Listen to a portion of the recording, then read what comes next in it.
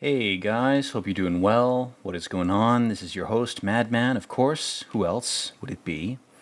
And this is my recording, my commentary track for the movie Stalker, the 1979 Andrei Tarkovsky film. So, this movie is a bit of a slog. It's very long and it's very slow paced. So, I'm hoping I can fill the void, I can fill those gaps in your attention span with my commentary. Because this movie, more people need to see it. It's based on a book. I'll get that out of the way right away. The book is called Roadside Picnic, and it's written by the Strugatsky brothers.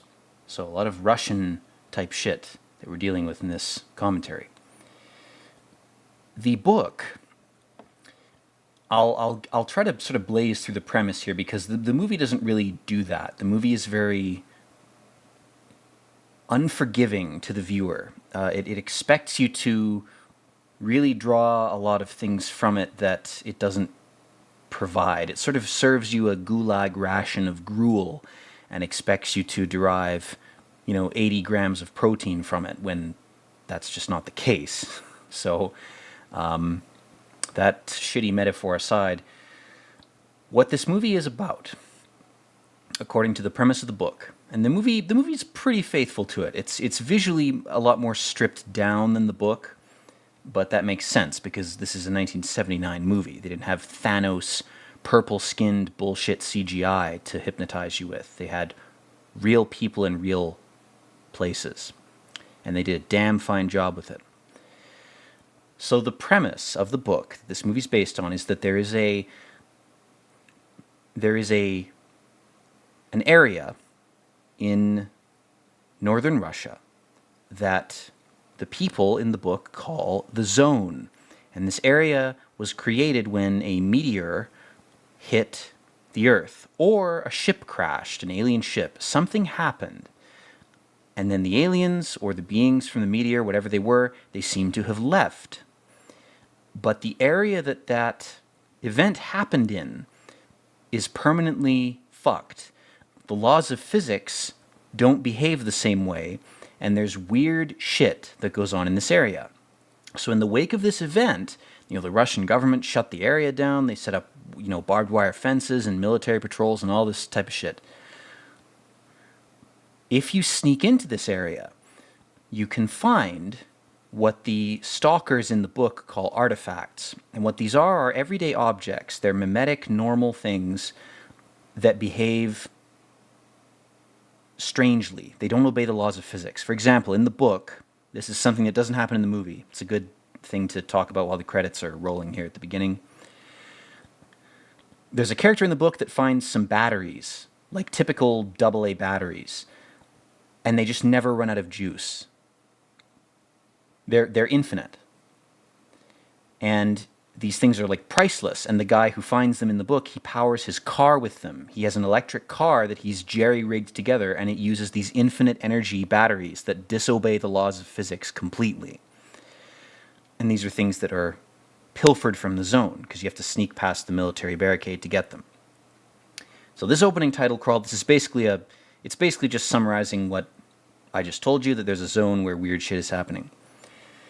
The risk of going into this zone to get objects is that if you do that, there are areas that are invisible to the human eye that will kill you or maim you in very weird ways. There are certain parts of the zone that are sort of out of sync with reality. They're kind of phased into another reality. The analogy that the authors of the book give is that, imagine aliens showed up on Earth to have a picnic, the same way that you and your epic GF would have a picnic in the park. And you left a bunch of crumbs, you left, a hairpin, you left a battery from your disposable camera from the 90s, whatever. You left a bunch of crap and you didn't think about what that would do to the local ecosystem. Imagine that the aliens in this film are the picnickers and we are ants. We have no idea what the fuck is going on with this weird picnic depression in the grass of this quote unquote park. That's the analogy that's being made here. So as we start the movie, we slowly zoom in on our main character's house, and he seems to be some kind of drug addict. He's got a heroin needle. He's got some kind of heroin kit going on. He's living next to a train track, so his shit is like vibrating all the time. There's his wife, this poor fucking woman. The other thing that the Zone does that they don't say explicitly, which I should mention now, there's their daughter, is that the Zone fucks with your DNA. It's like radiation. It's like Chernobyl. And this movie is pre-Chernobyl. And a lot of people look at this as some kind of prescient, pre-temporal account of what would happen in Chernobyl. I don't know about any of that crap. The point is this movie is not talking about that, because that hadn't happened when it was being made. This movie is talking about the corrupting effect of our arcane, strange, occult-type knowledge and how it will fuck up your whole life.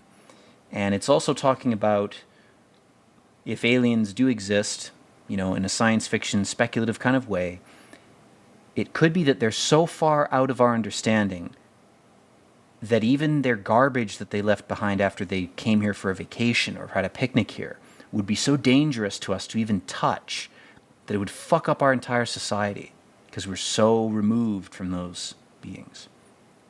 And it could be just, again, I notice new things every time I watch this movie. It could be that the wife is on heroin. I'm not sure. That would actually make as much sense.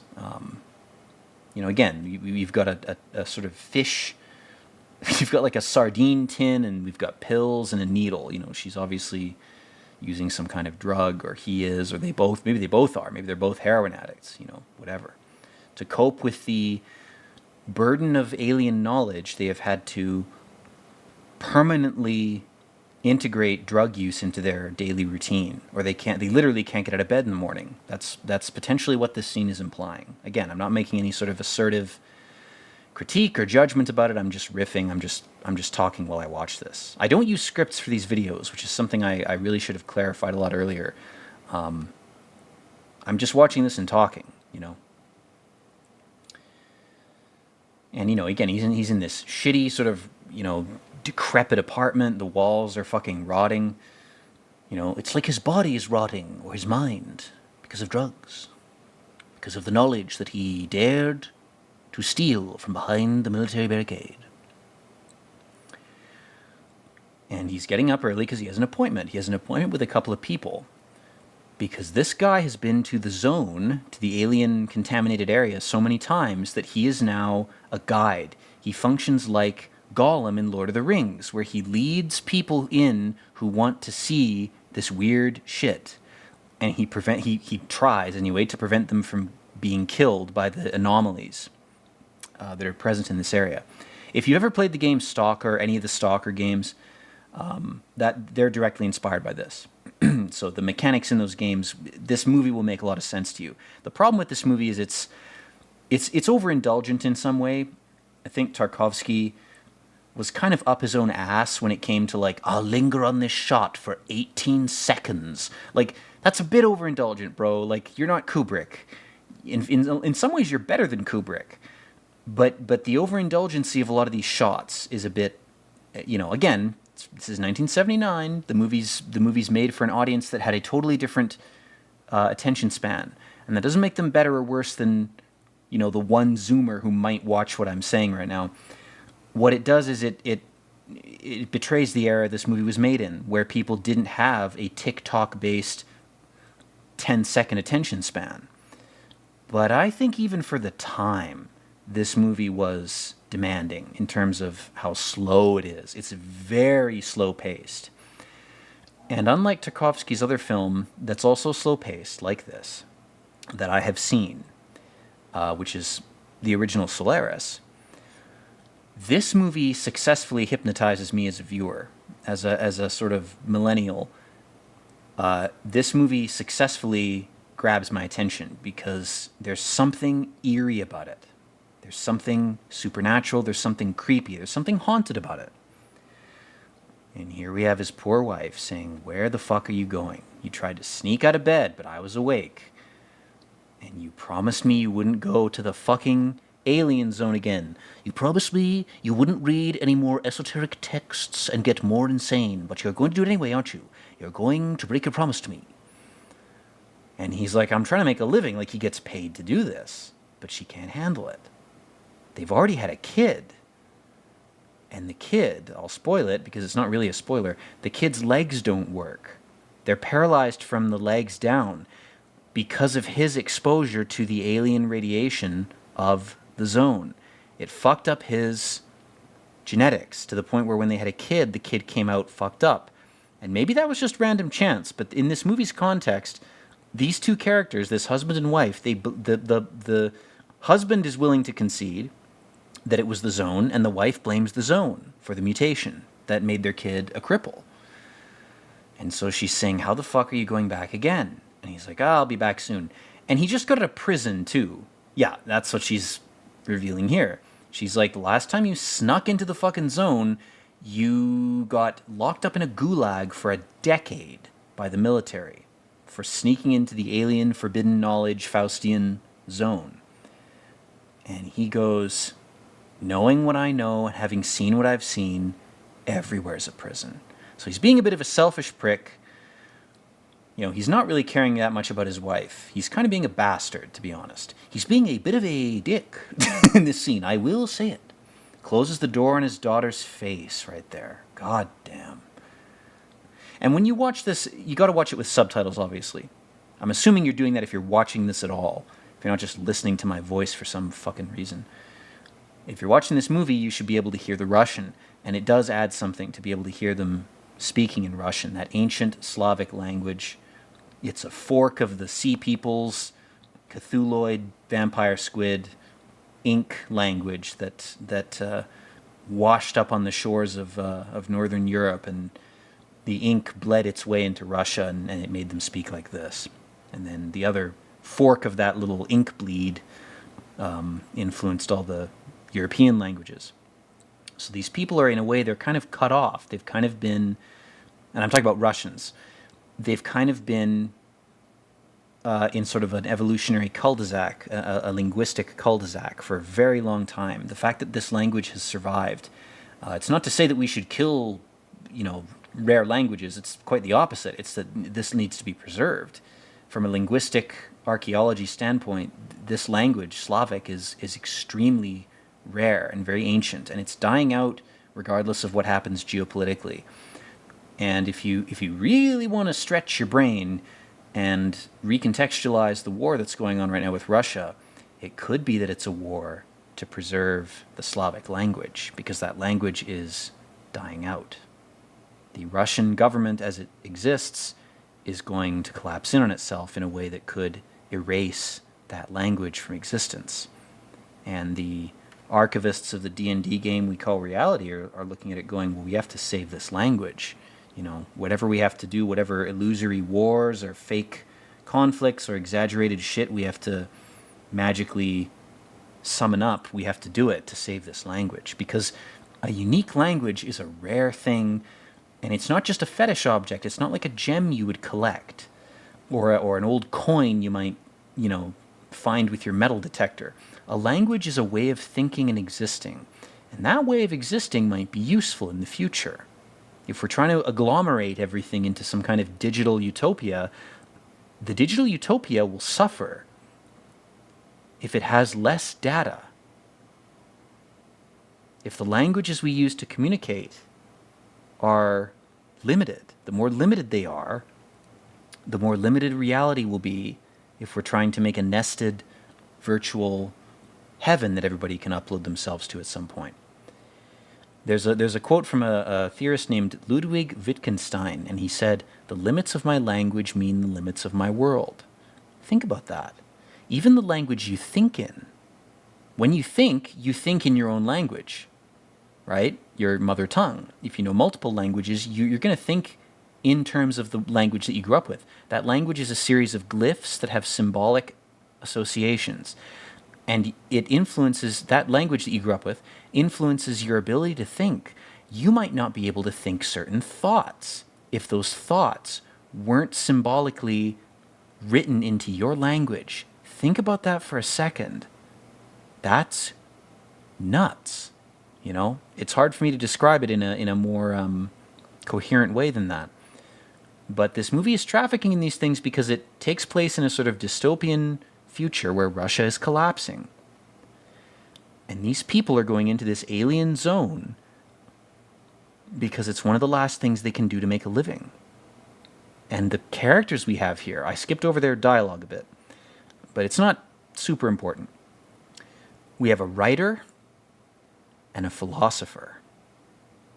Those are the two people that this golem guide is carrying into alien Mordor. He is taking a writer and a philosopher.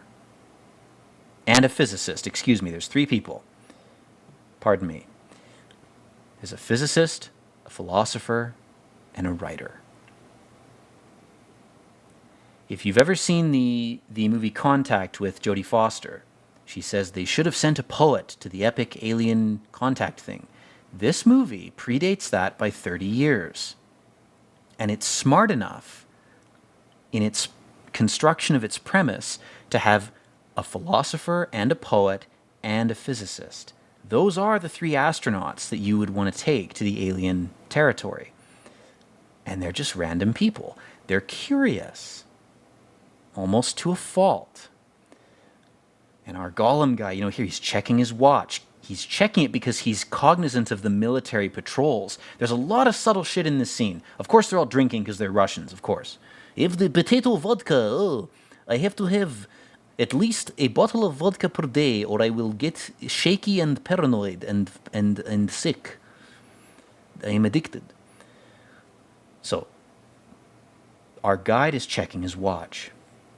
His two companions are just riffing. They're just shooting the shit. And this guy, the writer's like, I want to write something cool. I want to encounter the aliens so I can extract a cool story. That's the artifact he wants to extract from the zone.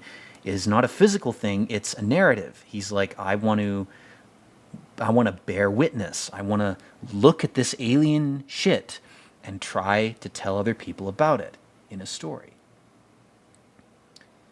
And he's making fun of the mathematician, the physicist. He's saying, all you do is dig for equations all day, And he says, I'm not digging for a math equation. I'm digging for a linguistically embodied, psychological, personal, emotional type of truth that is totally the opposite of mathematical truth, which is a systemic or systematic truth. It's a truth about the architecture of reality. And he's like, I'm more concerned about the architecture of human psychology because it's a lot more mysterious and difficult to study. And they're having these philosophical conversations. My God, movies don't do this anymore, man. They don't treat you like you're not a moron. It's fucking sad, man. I watch these movies and I love them. Part of me goes, where the fuck is this type of conversation that treats you like you're not an idiot? And so again, the physicist is like, you're thinking about all these authorial concepts all the time. And he's like, no, I just get drunk. I don't think much. It's not good for me. It's me in a nutshell, man. The more I think, the worse it is for me. The less I know, the better.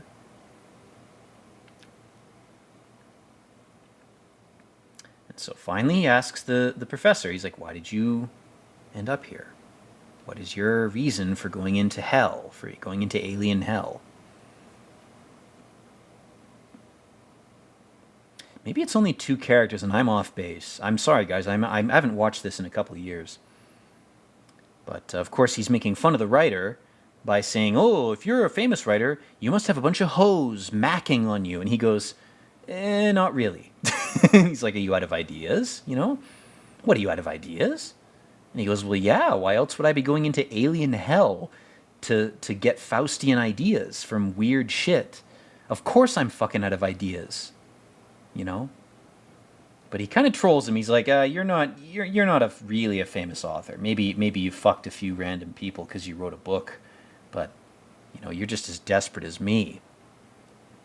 So we have an author, and it's either a physicist or a philosopher. I'm not sure which. He's talking to the bartender, and he's like, Despite how badly he treated his wife, he does say to the bartender, "Hey, look, if I don't come back, fucking call my wife. At least tell her I got my bones turned to glass by the zone and then shattered.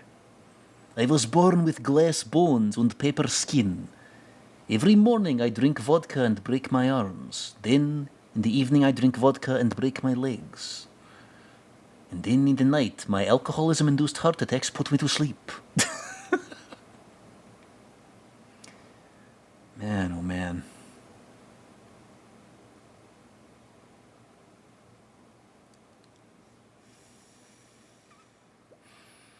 And again, I don't speak Russian. I don't know how good the translation is in this, but, the dialogue at some points is going to seem cliche if you're watching it with subtitles, which of course you should be if you're not nuts. The subtitles are going to be very rudimentary. They're going to be very sort of basic. They're just going to give you the basic meaning of what these people are saying. They're not going to preserve the poetry. And the reason I bring that up in part is because the director of this film, Andrei Tarkovsky, his father was a famous Russian poet. Famous poet. To my discredit, as a literary dork, I haven't read Tarkovsky's father's poetry. But when Tarkovsky was asked in various interviews why and how he makes his films, he says at certain points in one way or another, again, it's translated, he says something like, "I want to make movies that are like visual poetry. I want to sort of pay tribute to my father's poetic inspiration and what part of that is in me by making something that is not exactly the same, because I'm a filmmaker. I want to make films, but I want them to be poetic films. I want them to have a poetry to them. I want the images to be like a kind of ephemeral visual architecture that you absorb with your eyes like you would absorb a poem on a page. I want you to look at these images and feel something profound that maybe even language can't communicate, something that's only communicable through visuals." So again, they have to avoid these military patrols. They're hiding behind their car here. They've got this rust bucket of a fucking some kind of Jeep knockoff thing that barely runs. And here's the crazy thing about this movie. The settings that it takes place in, especially this first third, because obviously this movie's very long. I'm going to be recording my commentary in thirds. I'm going to try to get these commentary chunks hammered out according to the way the movie's divided, according to the totally not torrented version that I'm using, which is into 3 roughly 1-hour chunks. In this first chunk, the sets that you're seeing, most, if not all of them, are actual abandoned Russian settlements. They are North Russian towns. They're industrial towns. And that's significant because this whole movie is about some kind of post-apocalyptic alien event that polluted an environment and made it weird, made it inhospitable to humans. Tarkovsky filmed this movie in Russian towns that had been abandoned for decades. And these Russian towns were industrial towns. A lot of them were sort of textile mills, where a lot of different chemicals are used in the production of clothing and other textile things. Because of the cavalier way that those chemicals were used in sort of the late 1800s, early 1900s, the environments around these towns are so toxic that people can't live there anymore, to this day. So in a creepy way, this movie has looked at reality. And Tarkovsky as a director has gone, well, I want an alien post-apocalyptic place to film this. Where can I do it? What's an abandoned town I can film in? Oh, here's one. There was a textile mill here. And the water is so toxic because they didn't use proper filtration and sanitation and recycling practices that people had to leave. So the fucked up, creepy thing about this movie is that the locations that you're seeing and that you're going to see in a few minutes when they get into the actual zone, these are real areas that are so chemically fucked that human beings can't live there anymore. When the movie was being filmed, they'd been abandoned for decades. For real. Think about that for a second. It's almost like industrialization is an alien force. It's almost like machine-driven production of human goods is inhuman. It's alien. It's toxic to us. It kills us. It's almost like the machine of industry just wants to exist on its own, or it's totally indifferent to how its processes affect humans. That's the real alien in this movie. It's not a Ridley Scott penis mouth alien, rape alien. It's not a literal thing. It's an idea. It's a pattern. It's a tool. It's a way of creating objects. Imagine if that was the alien. Imagine if the alien, the real alien, was a way of making tools that kills their makers. A Promethean, Luciferian stealing of the fire that burns the hands of the people who touch it. That's the dark core of this movie. And these stalkers are people, they're almost more like historians or archaeologists, all three of them. Because they're going into a zone that's already dead. They're a bit like critics. If you watch my Burnt Orange Heresy video, which you should, and you should like and subscribe, critics can only really talk about something when it's already dead. And these people are going into a graveyard. They're going into a dead zone. And they're trying to excavate or exhume some type of insight from this dead area. It'd be like digging up Egyptian mummies. It's a culture that's gone. It doesn't exist. You're picking at its remains to try to understand, in part, if you're morally good, you're trying to understand what killed it so that you can avoid it in the future. But these guys aren't doing that. These guys are flies. These guys are scavengers. They're looking for things they can pick out of the grave. They're like grave robbers in a way. And the fucked up thing about this movie... Oh, let's rubber band back. This is an interesting bit of dialogue here. I've been glossing over the dialogue here. So this guy's basically saying, my conscious mind knows that it's more moral for us to all be vegetarian Nazis and not kill anything or eat meat. He says, but my subconscious, my monkey lizard brain wants to just eat meat forever. So it's again, this is a type of very, I think, Russian-specific kind of philosophy. And this movie's trafficking a lot of ideas that personally I don't have a lot of familiarity with. Again, that's why I'm talking over a lot of the dialogue. There's not a lot in the dialogue, at this point at least, that I feel compelled to talk about. Because I don't want to make shit up. I don't want to bullshit you. I'm going to talk about what I feel like I have some, merit to talk about. I'm not going to speculate about things I don't feel like I have the ability to actually speculate about honestly. But again, the characters are all sort of depressive, drunk Russians. I mean, they're all going to wax philosophical in one way or another. To go back to what we were talking about, the issue with the zone is that we have these characters who are so compelled to look into it and pick at it.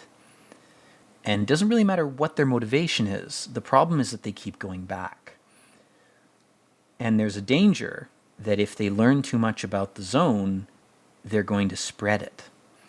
They're going to take its objects and its ideas and sort of infect the rest of human society with alien shit.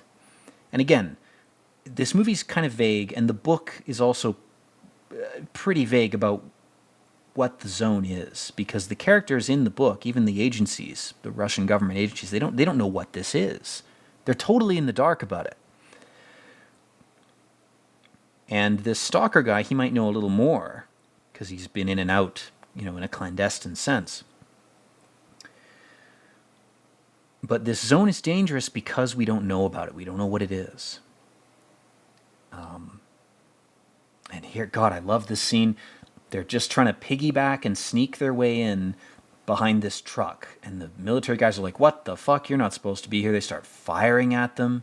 Holy shit. They're shooting through these power line things. God damn.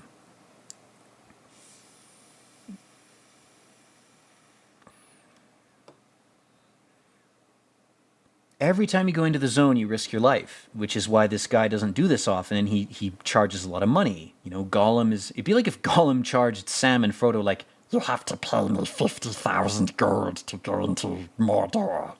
And Frodo's like, I just want to take an infinite battery and a creepy screw from the zone. 50,000 gold's pretty fucking steep, Gollum. He's like, well, I'm addicted to heroin, and my wife is too, and our kid is a cripple, so fuck you, I need the money.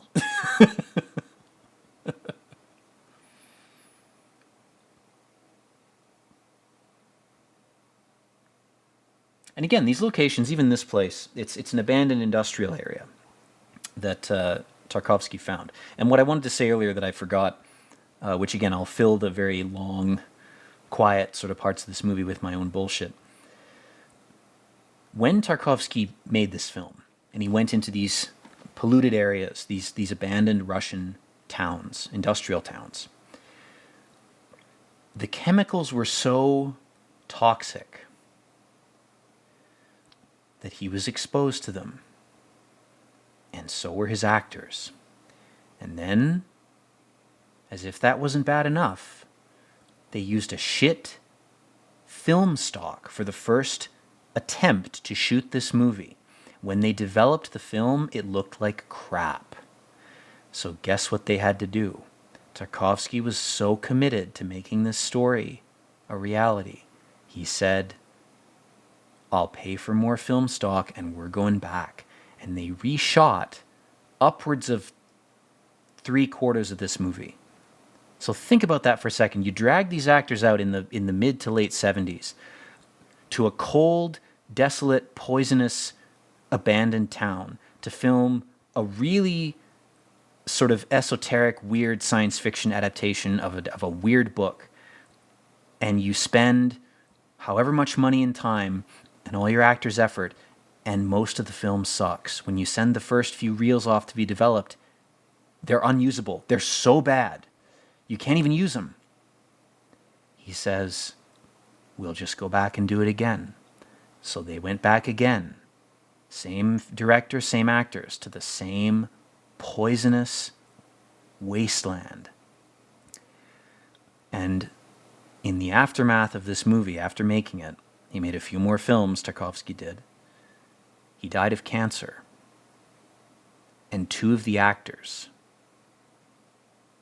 also died of cancer. So what you're watching right now are people who literally died to make what you're seeing seeable. They didn't know it at the time. But they would die for this movie, and so would the director. So again, it doesn't make the movie any better or any worse, but it's a cool fact. It's something you should know while watching this. If you're bored by the long shots and the long periods of, indulgent, poetic, visual lingering, think about the actors. It's another dimension to this movie. So again, he's comparing the zone to a plague.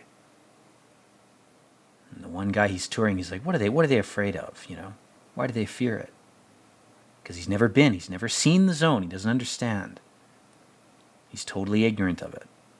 He's reached a point in his life where he's so desperate for something new, something different, something cool and alien and weird, a Faustian piece of knowledge that he has no access to, that he's going on this tour of hell. Again, like I talked about the monolith being a kind of Virgil, a kind of tour guide for hell for apes in the 2001 review.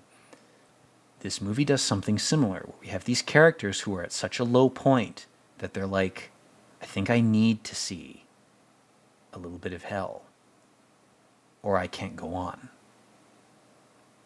And this Gollum, this poor fucker, this poor heroin-addicted Gollum is like, all right, I'll take you if you really want to see it.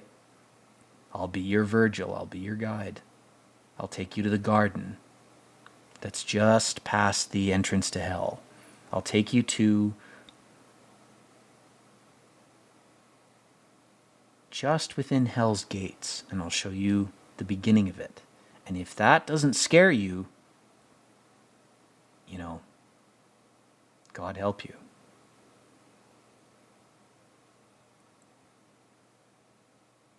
And this movie, man, the audio, the clanking of the train, it's so hypnotic. It's so creepy. They might as well be going down an elevator to hell, you know? Like from Aliens, express elevator to hell. That's this scene conveyed in the opposite way. It's not a military thriller. It's the total opposite of that. Tonally, pacing wise. It's the opposite way to do it. They're passing all these piles of industrial crap that had just been left there to rust. All the dreams of 5-year plans and Russian progress. All the rapid, frantic catching up to the West. It's all in ruins. It's all rotting. And this movie, again, it treats you like a human being who can interpret facial expressions. Look at these people's faces, man. They're soulless. They're a shred away from hell, and that's where they're going. They're totally dejected. They're jaded people.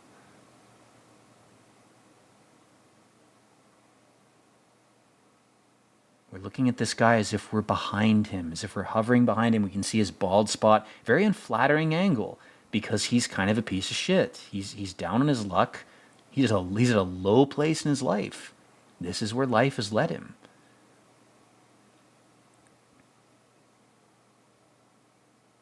Like, I feel like movies don't do this. They don't give you the chance to think. I mean, you're watching this with me ranting over it, so I'm kind of negating the point of these scenes, which is to be fucking quiet. But if you've never seen this movie before, it's a slog. And then all of a sudden, bang! We got color. My God. It's like we've gone to another dimension where color exists now. Whether we've gone up a level or down, there's been a big fucking change. And the movie just blasts you with that. It doesn't give you any warning. It's just, oh, you're in the garden. You're in hell. But green exists here.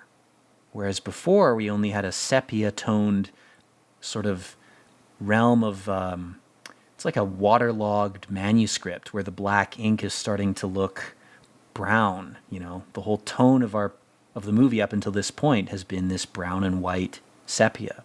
It's like a waterlogged ancient book. Now there's green.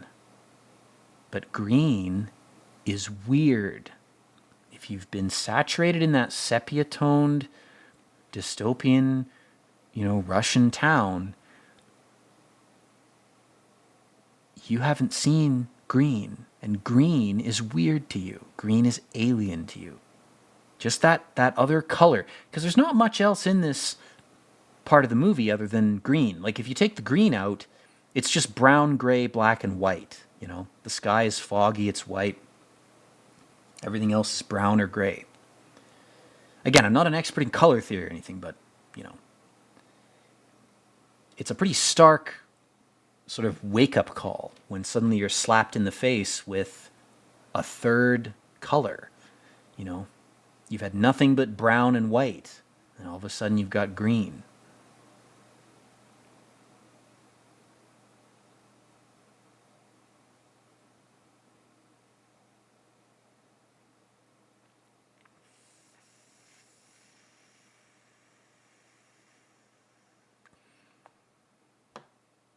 He says, there was a field of flowers here, and a guy I brought in here, like you guys, who died, trampled all the flowers down. And he was a veteran. He was my teacher. He opened my eyes. He made me able to see green. So this is like not Virgil, but Virgil's replacement. This movie, if you look at it in a Dante's Inferno type of context, this guide character isn't Virgil. Virgil succumbed to hell, and he's Virgil's replacement. Think about that for a second.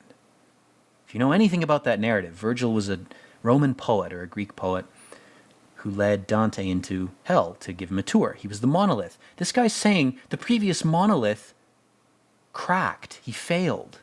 And I'm his replacement. That's how dangerous this place is. And you can look at this movie in a lot of ways because it's very open-ended. Symbolically, metaphorically speaking, it's very open about how it invites you to interpret it. You can interpret it in a religious context or a non-religious one or whatever. If you look at it like a Dante's Inferno allegory, that's one way to look at it. You could also look at it like aliens coming to Earth, or angels or demons coming to Earth just to tour it, just to see what's here. They're just curious. They don't want to fuck with anything. They just want to see what's here, you know? You can speculate all you want. You can speculate till the cows come home. And again, here's where we have the reveal. The guy's like, well, he's got a mutant daughter, and they call her a victim of the zone. His genetics have mutated from knowing too much, from being in hell too long, from seeing too much green, whatever. And he's like, well, it could be a figure of speech. But this other guy, he's like, Porcupine came back with something valuable. He stole something from hell, and it made him a lot of money. He stole some knowledge. And then he killed himself. So the zone didn't directly kill him, but the toll of being there was so great mentally that he couldn't stand it. He couldn't live outside the zone as a normal person. In a sense, he took too much of it back with him, and it killed him. Many such cases. Sometimes, you learn too much. You read Tesla's notes about free energy from your dad who worked at MIT. And then, you know too much. You gotta stay in a bunker the rest of your life and have clones run your political campaigns for you because you're the target of assassination and all sorts of psychic attacks and bullshit. Sometimes you gotta know when to retreat. You gotta know when to be strategic. You gotta go back. If you took too much from the zone will take too much from you unless you trick it into killing your clones instead. That's a bunch of bullshit. Sorry, guys. Man, oh man. Times are just so crazy.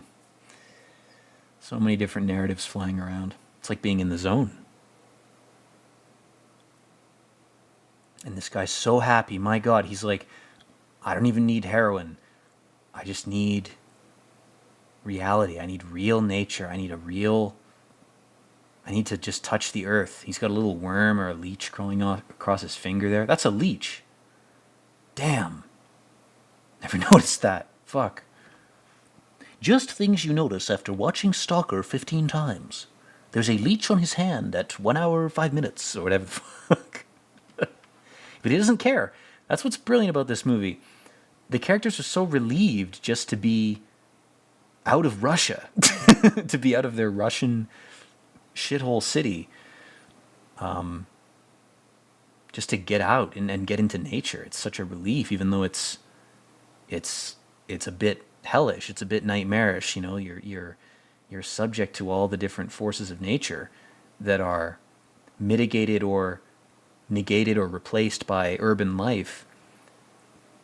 But despite that vulnerability, there's a part of you that's like, thank God I'm back.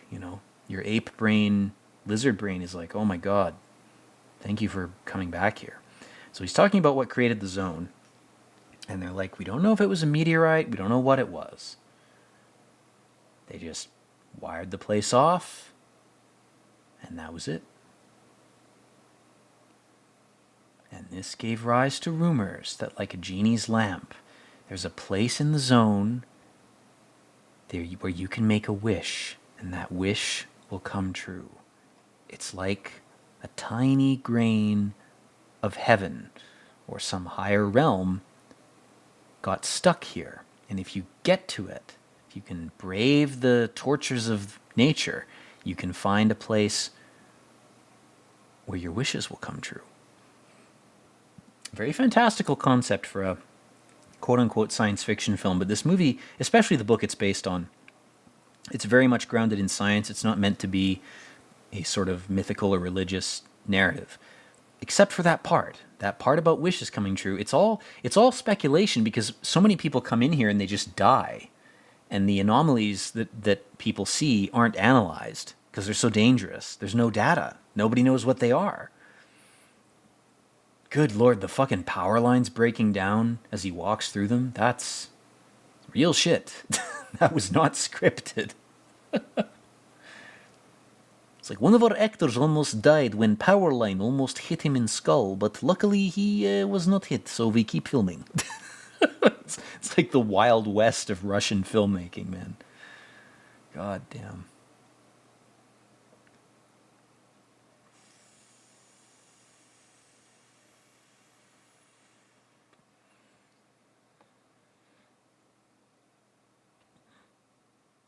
The way the sunlight changes randomly during this shot, it's eerie. The way this movie's shot, it makes normal, natural shit eerie. It does what Blair Witch also does, but a lot better, where it shows you normal, average, everyday shit in a way that makes it seem completely foreign and alien to you. And it's a combination of just filmmaking suave, where Tarkovsky knew how to shoot things and from what angle and from what time, at what time of day, and he knew how to tweak his settings on his camera, whatever those were at the time, to make things look eerie. That's part of it, but part of it is kind of just random chance. Like a lot of these shots, like it's just dependent on chance. It's like, well, we're going to shoot today and see what we can get. And they cut hundreds of hours of footage, I'm sure. But what they got was so fucking creepy.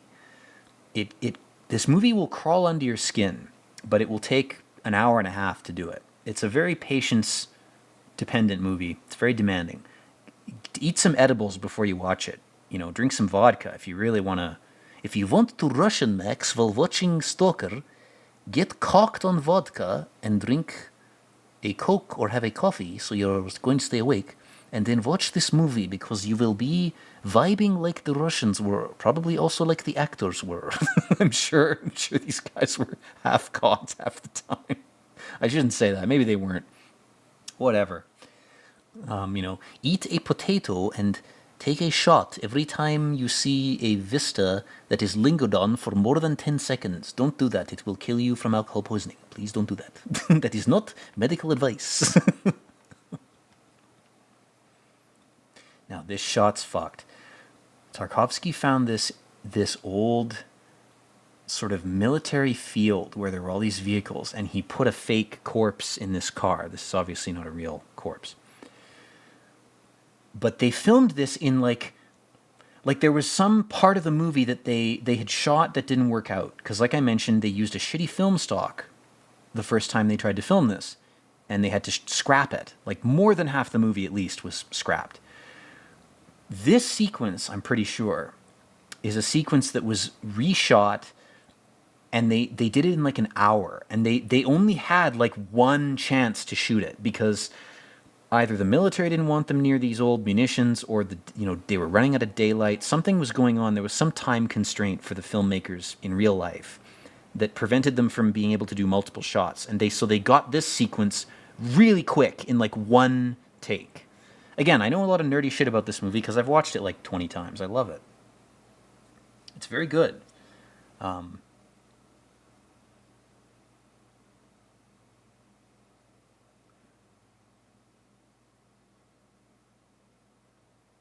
I guess this one guy, I guess he's been in the zone, or he was there when, that's what it is. He was there when the zone happened. He escaped. And he's like, we thought it was an invasion. We thought it was the epic Alamaus come to anally probe us. But it wasn't. It was something even stranger. It was something we don't have an explanation for. We have no metaphor or image or narrative that explains how this place happened.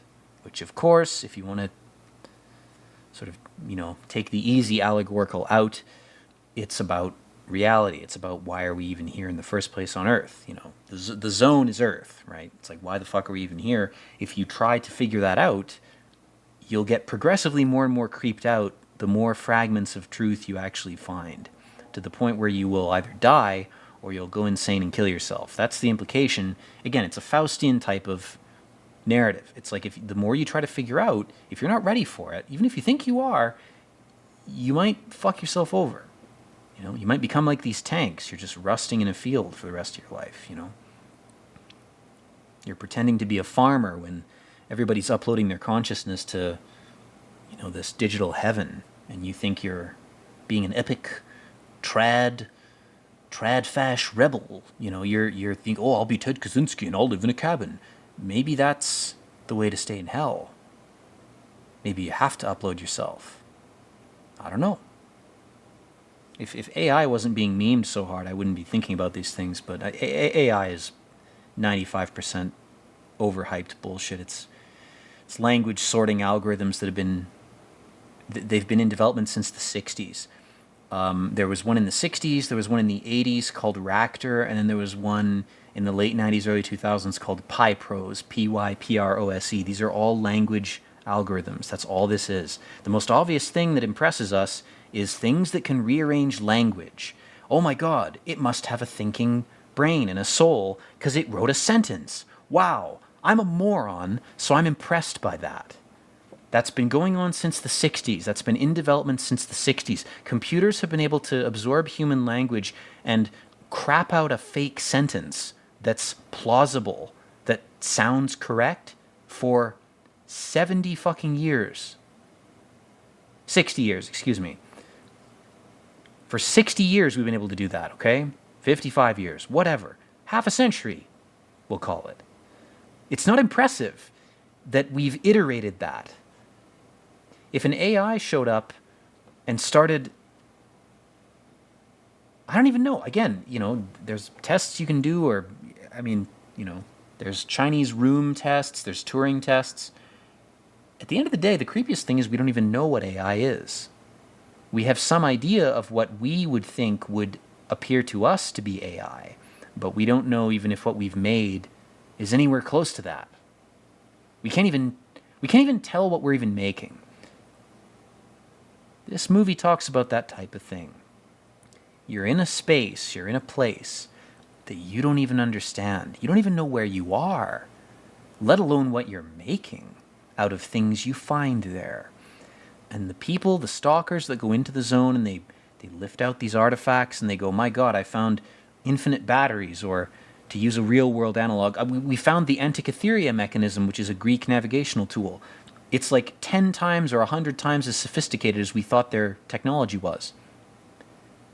Assuming it's not fake, that's crazy. That's like, we didn't even know what we were making 2,000 years ago.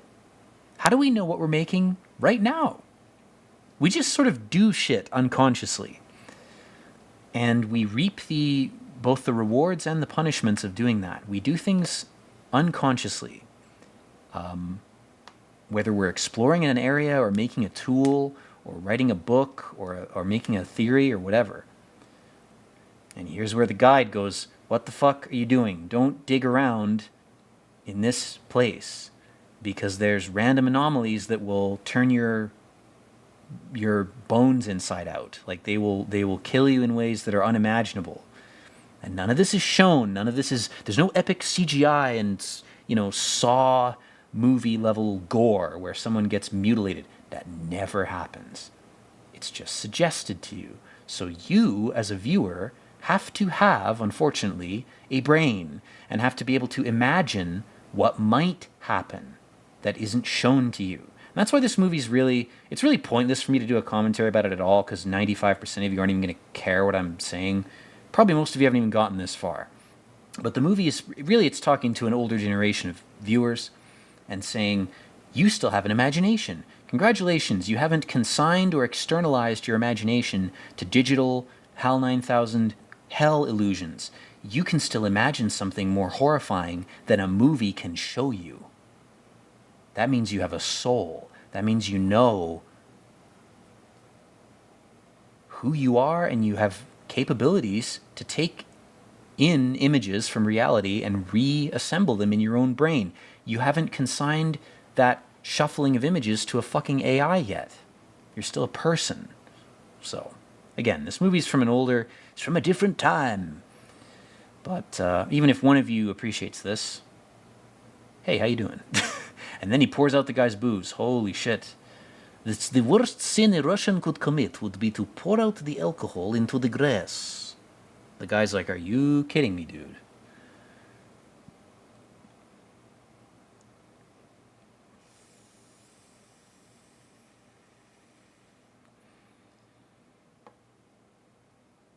He's basically like, you can be drunk in, Moscow at a diner or whatever, but you can't be drunk in the zone. It's incredibly stupid.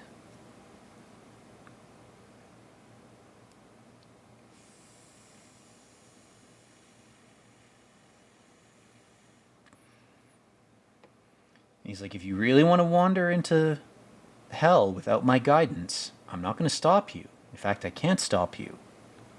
But you go at your own risk. And oh my god, this scene, man. This sequence of him walking up to the house, this is creepier than all of Blair Witch. I'll say it. If you really get what's going on, if you can see past the surface level shit that's being shown to you, this is like, it's like if you were playing Doom and you had no weapons and no armor and 2 health, and you were walking into like the final level of the game. Like, that's what this guy's doing. He's naked in hell and he doesn't see it. He's walking up to this old house. Again, this movie killed its director and 2 actors from toxic shit that was in the water and the air around here. They spent so much time filming this, they fucking died. And again, we're sort of behind him. We're kind of like a little spirit on his shoulder. We're looking at his bald spot here as he walks. And the movie doesn't do anything. It doesn't add any crazy shit. There's a little fly that flies around him, whatever. It's not important. It's not Burnt Orange Heresy. But he starts to get creeped out. He's like, maybe I shouldn't have gone off on my own. Maybe I should have stayed with the group. Stayed with my tour group. But he's too curious. He's like, what's in this house?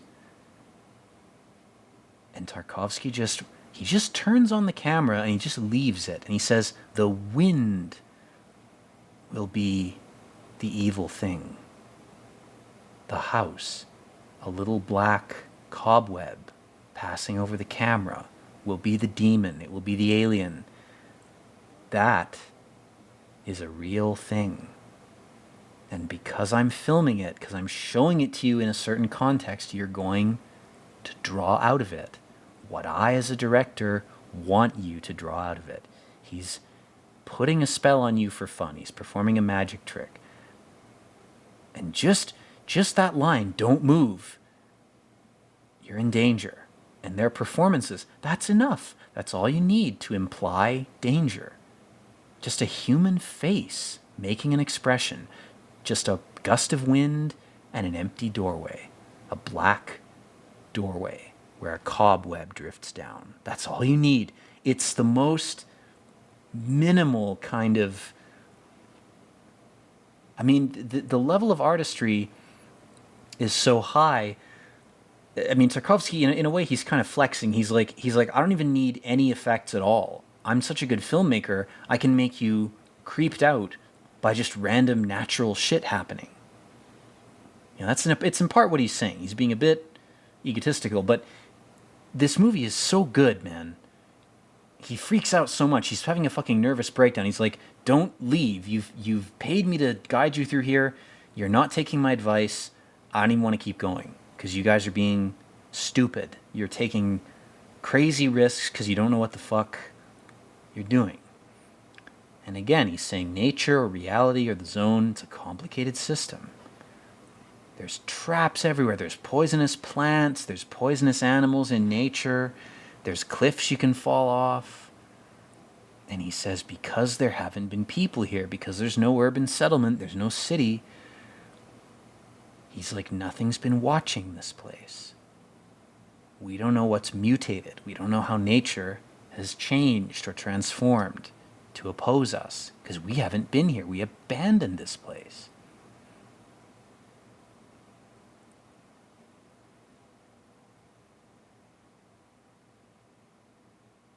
God, his fucking eyes, man.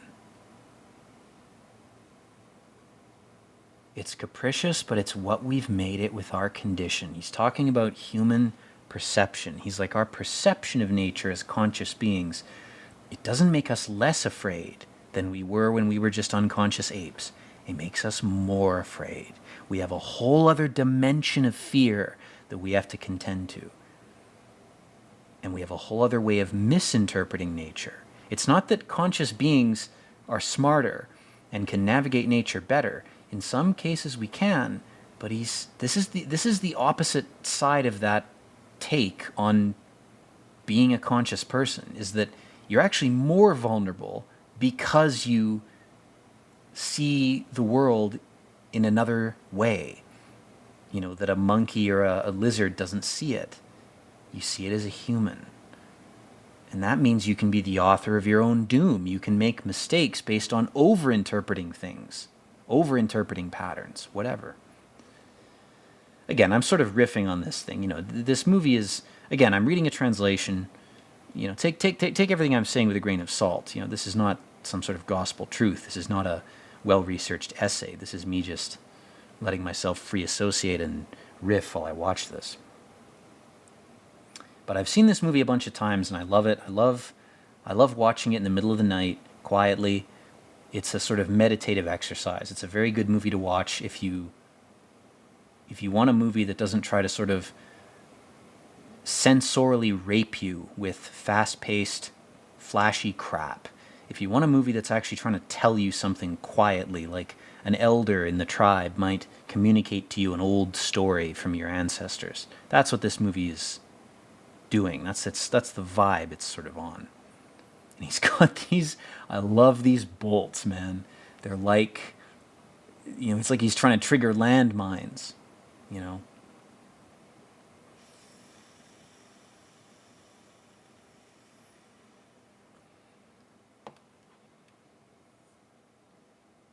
So we're coming up on the end of this. We've got about 20 seconds till the end here, so I'm going to sort of start to wrap up here. I'm going to do this commentary in 3 parts because the movie is split into 3 parts. It's about a 3-hour film. Each part's about an hour. Coming up on the end of this one in about 4 seconds. So I'm going to say, guys, thank you for watching. We're at 1 hour, 45 minutes, 2 minutes, 45 seconds. Peace out, fellow stalkers. Hey, guys, what is going on? We are back with more Stalker. So this is part 2 of the recording. I'm picking up roughly where I left off last time, so hopefully there's not too much of a delay. It's probably like 2 or 3 seconds. But, yeah, here we are with part 2. So, we have our epic crew, our epic D&D gaggle of curious people. And they're sleeping at this entrance to this decrepit, I don't even know what it is. It's like a townhouse or a mill or some kind of structure from the Russian hellscape. And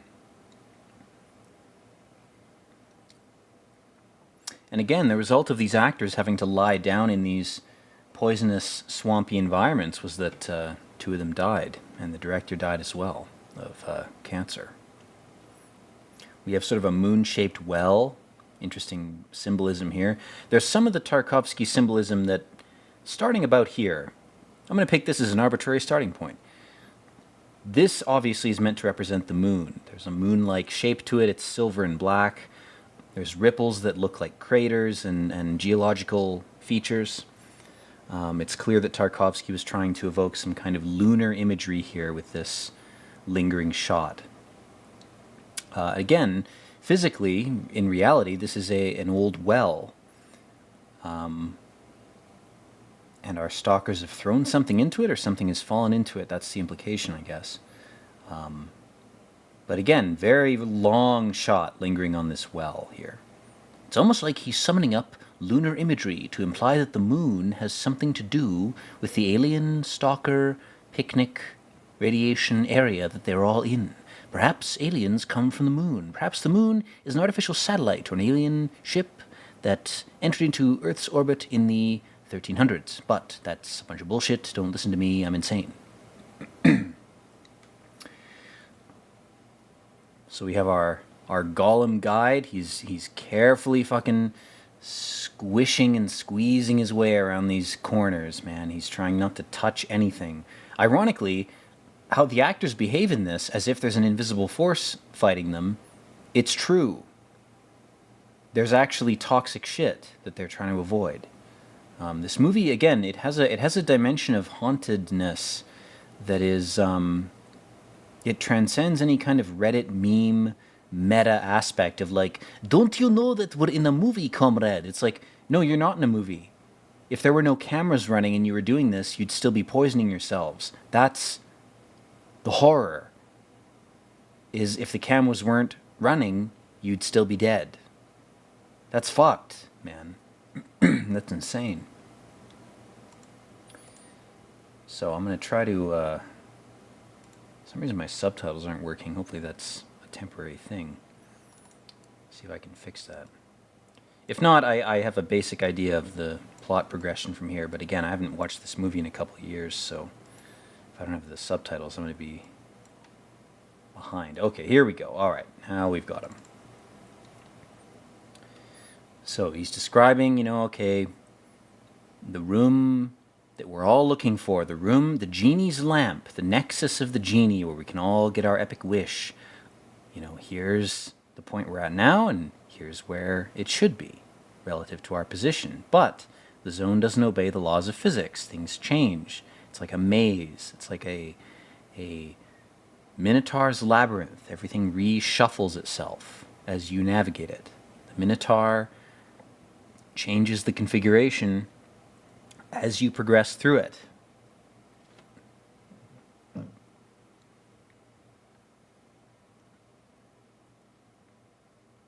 I love how he's like, Professor, where are you? Like, he's right next to the guy, but what he's really asking him is, where are you mentally? Where are you spiritually? Like, are you going to be a liability on this mission? Are you going to be a force that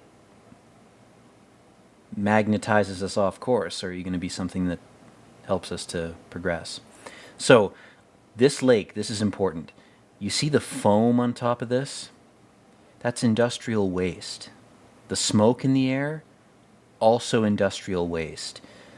These characters might as well be staring at the Chernobyl reactor, but none of this is fake. If you've seen the recent Chernobyl series from, I think, 2019, very good. I highly recommend that series. It's just called Chernobyl. These actors are living it.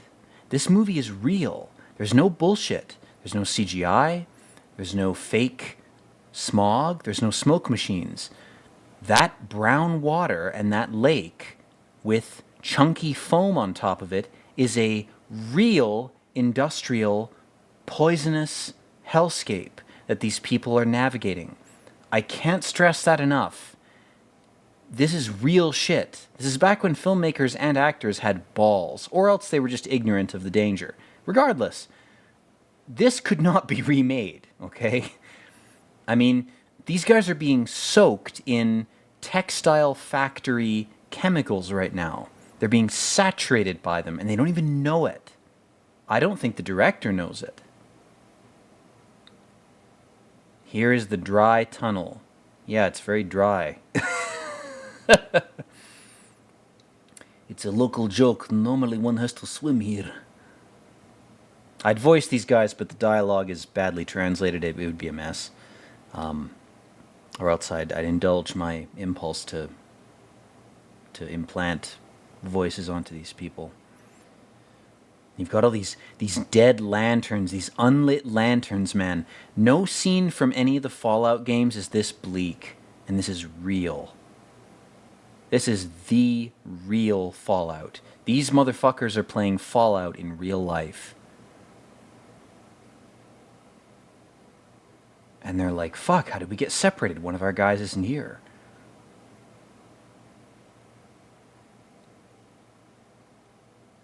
It's like, oh shit, he lost his knapsack, and he went for it. Bad idea. Things change here every minute. Things change in nature every minute. Again, I'm reading the dialogue. If you guys aren't following along with some kind of dialogue, you know, you're gonna miss a lot of what I'm saying. That's all I'm saying. And they go past the waterfall into the Oblivion secret dungeon.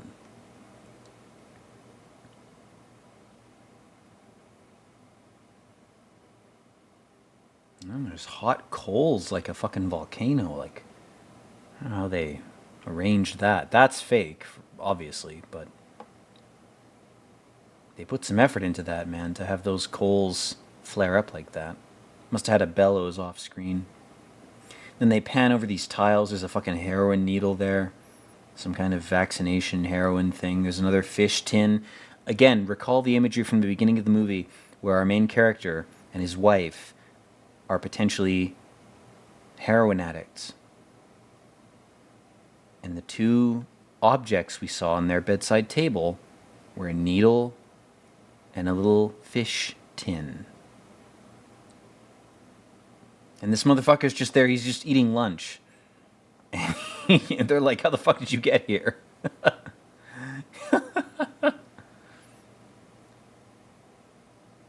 Mostly I had to crawl up here in my fours. I had to crawl up from the ocean. I had to be a Vampiroteuthis infernalis's consciousness that crawled its way out of the sea onto the sand as a lizard, and then an ape, and then a human being. It's almost like all human beings who are self-aware and conscious are Vampiroteuthis souls that have somehow clawed their way up here. It's almost like that's what this movie's saying. But again, don't listen to me. I'm nuts.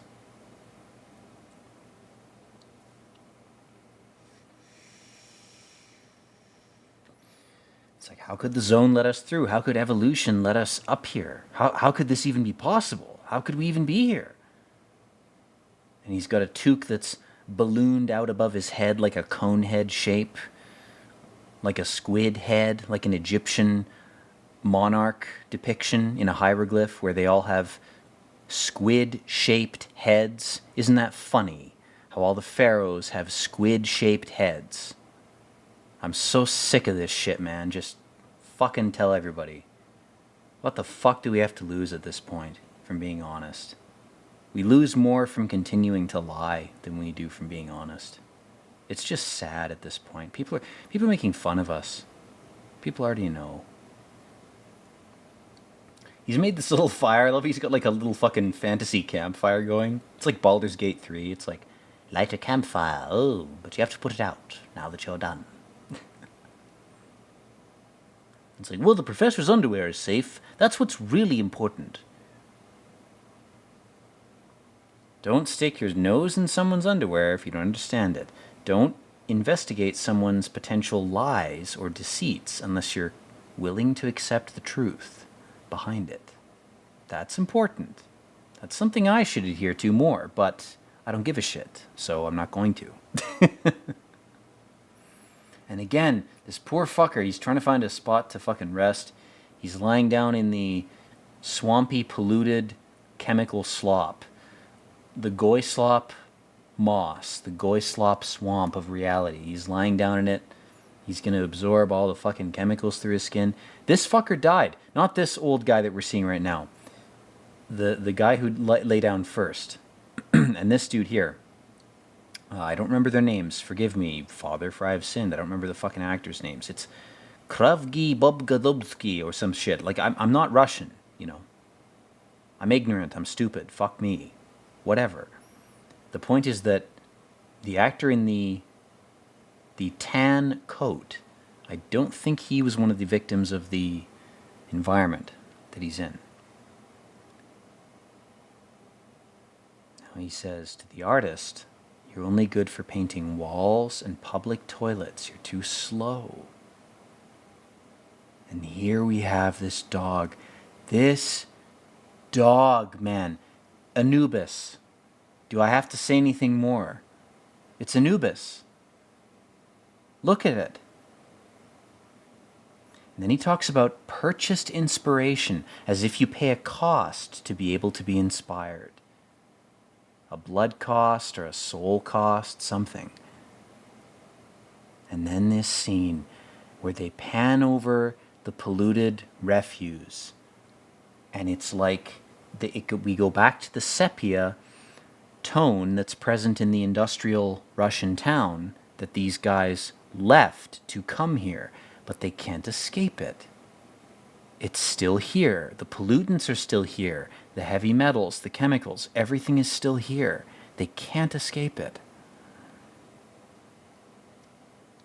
And he's talking to our guide here. He's like, well, you brought a bunch of people here. And he's like, well, I wish I could have brought more people. And he's like, why did they even want to be here? Why did they want to come to hell? And he goes, well, they were searching for happiness.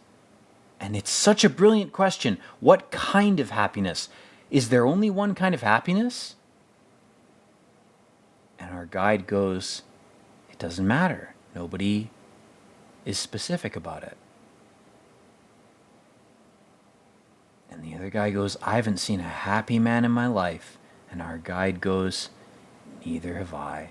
They return from the room and I lead them back, and I don't keep contact with them. I don't follow up. And he's like, maybe the wishes come true later from the wishing room. And our philosopher guy, he's like, have you ever made a wish? And he's like, well, I'm fine as I am. Kind of cryptic. Maybe he did make a wish and he's not telling them. We don't know.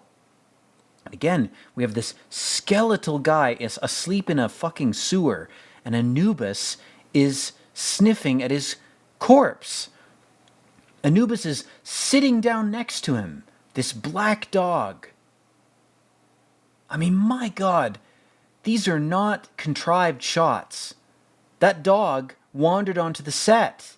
That's what you have to understand. None of this was planned. Can you imagine being willing to film enough shit that you capture moments like this? That's how film used to be. It used to be a lens through which reality was allowed to filter itself. And then the director makes his cuts and his changes and his edits. But the moments of reality are so potent, man. You could take 100 hits of heroin that would kill you, and you wouldn't experience the revelatory effect of these images. This movie is fucking good, is what I'm trying to say. You have another character, he's our writer, and he's like, he writes because he's tormented and because he has doubts. That's true. He needs to prove himself to himself and to others. He's trying to find a sense of worth. And he's like, if I as a writer knew I was a genius, then why would I write anything else? Again, it's like Burnt Orange Heresy. Debney's character was told by God that he didn't have to do anything else. He was shown platonic blue. That's like a signal, like, you can do whatever you want. You can keep painting if you want, but you don't have to. And this guy's asking for that. He's like, let me get a wink. I haven't slept all night. Let me get a glimpse of divinity. But you're not going to get it in hell, man. You're not going to get it here. He talks about industry, blast furnaces, wheels, machinery. He's like, they're only designed to free us from work and feed us more. They're like artificial limbs. And he's like, mankind has to make shit with our hands. We have to dig shit out of the ground and make something of it. That's our purpose. That's the point. And he's like, that's unselfish. If you make a sculpture, you're not looking for money if you're doing it truly. And he's like, maybe they're all illusions. Maybe everything we make as artists is an illusion. But it doesn't matter because it gives us purpose. Purpose is true, even if the things we make are illusory. That's the genius grain of divinity that this scene is trying to communicate. He's saying, maybe we have to make facsimiles of nature, facsimiles of divinity, facsimiles of platonic shapes, whatever. The point is that in the act of making them, we give ourselves purpose. That's what's important. It's the purpose. And here's the philosopher. He's like, well, is that the meaning of life? Is that how we should think?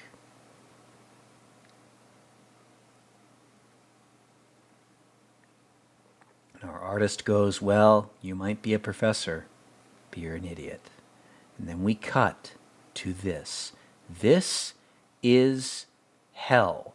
This lake, all that brownish tan colored foam is industrial waste. The movie doesn't tell you this. You have to research it to figure this out. I'm saving you the fucking time. That shit being blown off, that cloud that we're seeing right now, that is all asbestos tier type of chemical waste. All of that shit on the water is poison. They're bathing in poison. The movie visually shows you this. It's industrial waste. They might as well be up Chernobyl's ass. And then here, this is one of the best parts of the movie. These are all biblical quotes. I'm not going to parrot them. We zoom in on one of our guide character. And this is from the book of Revelations. This is the end of the world. And our character, he's like some Nephilim mummy clad in gold light, and the camera pans over his head and continues the narration. Are we really there this time? Is this really the time? The kings of earth and the great men and the rich and the chiliarchs and the strong and every free man, the heroin needle again, we're panning over. This is real industrial waste that Tarkovsky found. This is all just garbage that was there when they arrived here to film. And they begged for the apocalypse. They said, mountains, fall on us. We're done. We need a reset. We can't keep going. This is exhausting to us. We're living in shit rivers. We can't keep replicating icons and facsimiles of divinity. We can't do it. We're done. We're out of ideas. And the camera pans up. Everything in this shot looks like fool's gold. It looks like iron pyrite. The sepia tone, the color grading of the shot, is meant to evoke a fool's gold sense. There's some coins. There's another heroin needle. The heroin needle is right next to the coins. It's like money is a drug. Then we have a Christ figure that pans quickly past the view here. We have another piece of like industrial machinery that's rusting. It's failing. It's dying.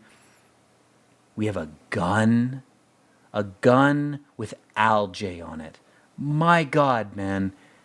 Has any movie since this one ever had the balls to do this kind of shit? Look at the fucking imagery. A screw, the Archimedes screw that we're seeing, the most basic pre-industrial innovation. We have a tag that says 28 or 82. We keep panning up. More metal, more refuse, more fluff, more algae, more shit, more fool's gold, brownish crap that looks slightly like gold, but it's not. It's actually shit. It's refuse, it's detritus, it's the refuse of civilization. And we keep going. This camera is so relentless, man. It's like being whipped with images. Watching this sequence of this camera panning up and up and up, it's like being whipped. If you have a soul, if you can pay fucking attention to this sequence, it's like you're being beaten visually. It's unreal. And then the final image is his fucking hand half submerged in the water. His sleeve is soaked. His fingers have crap on them. It's like he's dead. It's like he's a human corpse. And the water is just flowing by. And then we cut right after that to Anubis, who's been sitting like us, like the viewer. He's been watching this, but as soon as he stops, as soon as we cut away from that upward panning shot of the underwater garbage, Anubis gets up. The dog stands, gets up. I mean, I don't give a shit if no one agrees with what I'm saying. That's fucking genius, man. That's fucking nuts. And if you haven't seen this movie, however you have to see it, get high as fuck. And then the only other thing I'll say is drink a cup of coffee or drink a Diet Coke so that you don't go to sleep, and watch this movie while you're high. Because if this commentary means nothing to you, if it sounds insane, you gotta watch this while you're high. That's the trick. They're sleeping on each other like dogs. They're in like a pack. They're reverting, they're regressing to some kind of pre-human state just to survive here, just to be in nature for a moment, just to get a glimpse of their past. Because they're so machine raped, they're so industrially incepted that they can't go out into nature without being horrified.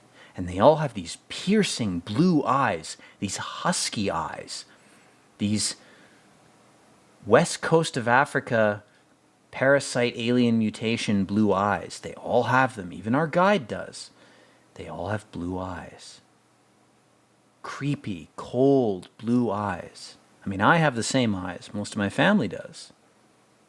I want to make it clear I'm not shitting on people who have those eyes. You didn't ask for those eyes.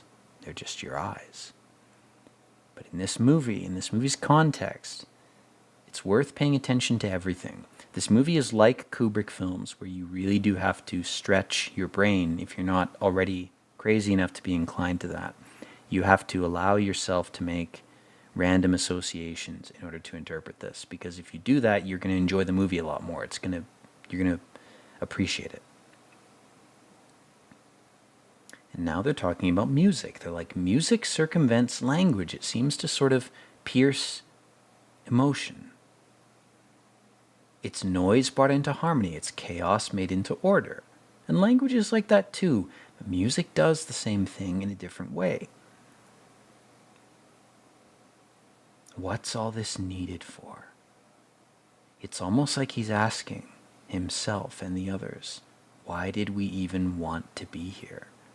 Why did we need to explore this place? Why are we down here in the Garden of Eden?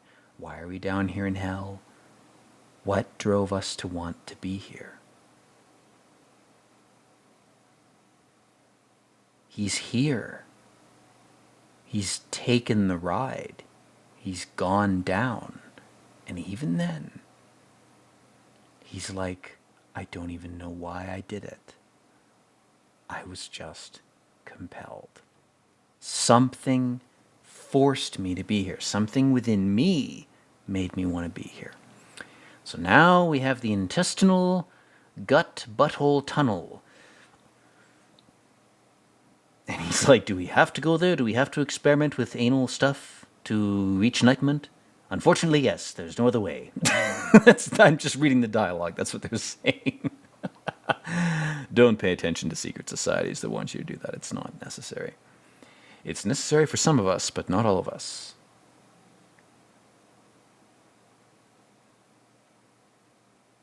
It looks morbid, yeah, because it's your own anus that you're looking into, you fucking idiot. Read Carl Jung. What is the symbolism of this? I don't feel like going there first. Well, you shouldn't. You should fuck a woman in her pussy first, then experiment with other stuff. And now they're drawing lots. My God, I love this. This is such a dab on secret societies that use prostate anus stimulation shit as a meme way of opening the third eye. Oh, you can't open your third eye unless you stick your finger up your ass. That's bullshit. It's true for some people, but that should be done individually on a personal level. It shouldn't be done according to some gay, creepy, satanic, fucked up secret society. That's why these guys are drawing lots. This movie is saying this is how absurd secret society anal rituals are. It's like drawing straws, when you're on a fucking expedition to another planet, which one of us is going to test our spacesuit's integrity through some kind of arbitrary ritual? It's horseshit. If you feel like doing it, do it, and don't feel guilty for it. No guilt. If you don't feel like doing it, then don't do it. You can probably just work out or do something else to wake yourself up, or whatever the fuck the meme is. I feel like that's what Tarkovsky's saying with this. He's saying, here are these three dudes, three men, on an expedition to the unknown, and they're facing a sewage anus pipe, and they're all reticent to go in. None of them want to do it. And they're like, well, should we just randomize things? Should we draw straws? Should we create a ritual that makes it so that we don't feel culpable for our own choice to experiment? Your body is yours. Your body is your spacesuit. You're not going to be damned to hell of any religion, in any creed, anywhere, for doing something with your own body that you're in. It's yours. It belongs to you. It doesn't belong to God. It doesn't belong to Satan. It doesn't belong to some creep who says it belongs to them. It's yours and yours alone, period. No guilt, no shame. It's yours. That's the truth. The hard, bare, burning truth. And even with this little ritual, these poor little Masonic cucks are still scared. Here's the guy who had to go into the closet with the Masonic elder and have his butthole raped. And he's scared, even though he's been picked through the epic anxiety-diminishing ritual. Oh, if we make it into a ritual, no one will be afraid. No one will be reticent to join our society if we create a creepy ritual and make it so that people feel that, oh, if I'm participating in the ritual, that means I can suspend my anxiety. That means I can suspend my suspicion. That means I can turn off my brain. I can lower my IQ by 40 points. Are you fucking kidding me, man? What kind of an idiot do you take me for?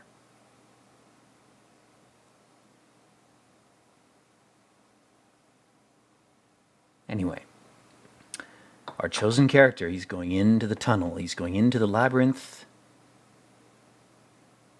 into the Minotaur's maze. There's these stalactites above him. These stalactites are probably industrial waste, for real.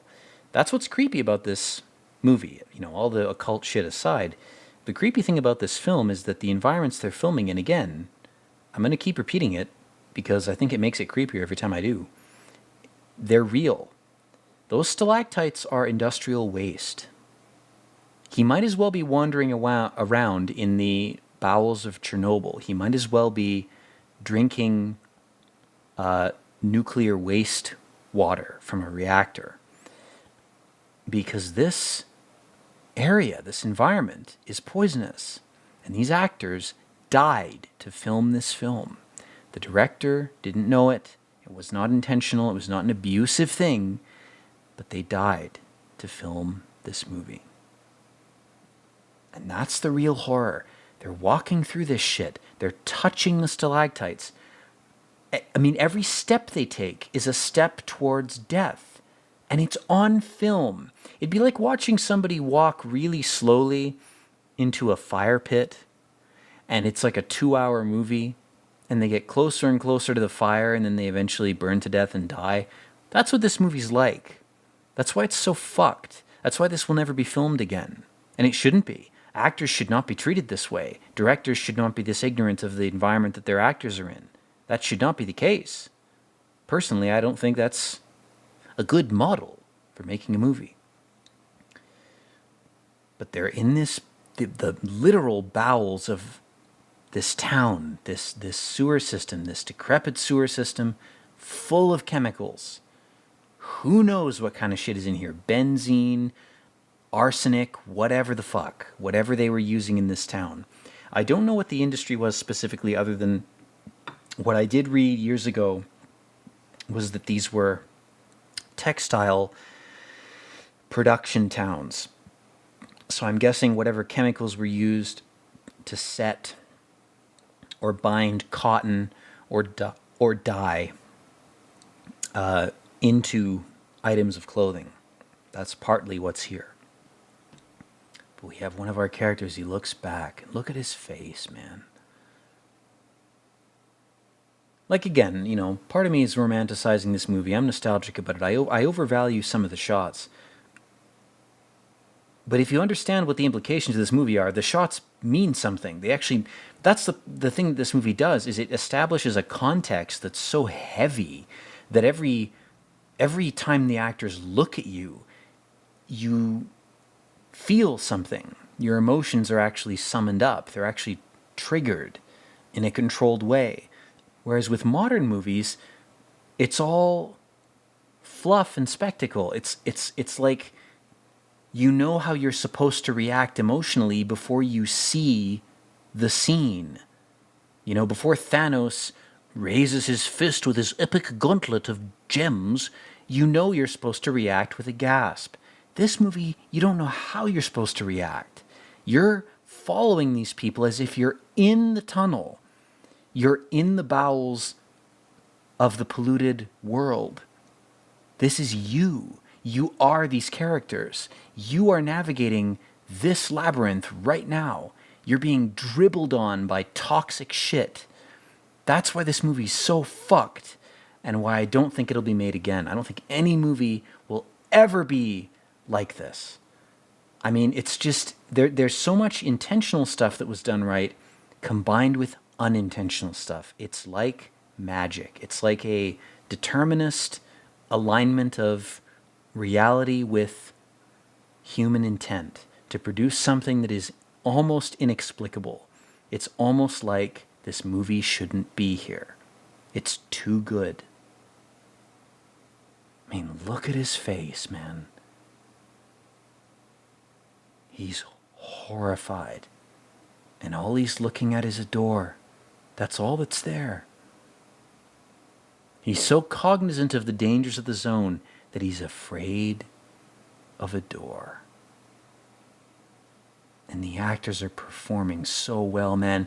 James Cameron in Aliens, look at this scene right here. We're at about, I don't know, an hour and 40 minutes, 34 minutes into the second part of this movie. The dribbling sewer corridor with the stalactites, with the blue haze of light. That is just like Aliens. James Cameron's not an idiot. I'm sure he saw this movie. I hope he stole from this. If he did, good for him. This is the movie that you should steal from if you're a filmmaker. If you're making a film or perhaps a video game called Joyride about a post-apocalypse, you should watch this movie and you should steal from it everything. Because nobody knows this movie. Nobody steals from it. And they should. Because the shit in this movie. And he's like, don't shoot the door. Whatever you do, don't fire a gun. That's the worst thing you can do. The worst thing you could do would be to fire a gun. That's like setting off a nuke in this occult, creepy, spiritual realm. You do not want to do that. But he forces open the door. Thankfully, he gets through. And he's like, well, it's wet down here. It's the ruins of Atlantis, but we can wade our way through it. And the water's up to his fucking thighs. Look at that. That's real. This is not a set that they brought helicopters in to fill with water. This is all real shit. I feel like I have to emphasize that because people will not believe it. Even I have trouble believing it watching this. The water's up to his fucking shoulder blades. That's real. That's a real abandoned cesspit. This is not a set. None of this is fake. That's what makes this movie so nuts. It's hard to even watch it because it's real. This is all real shit. And just the act of filming it is so alien, it's so insane that it makes the movie unreal. When you know it's real and you watch it happening, you're like, I can't accept it. It's out of this world, man.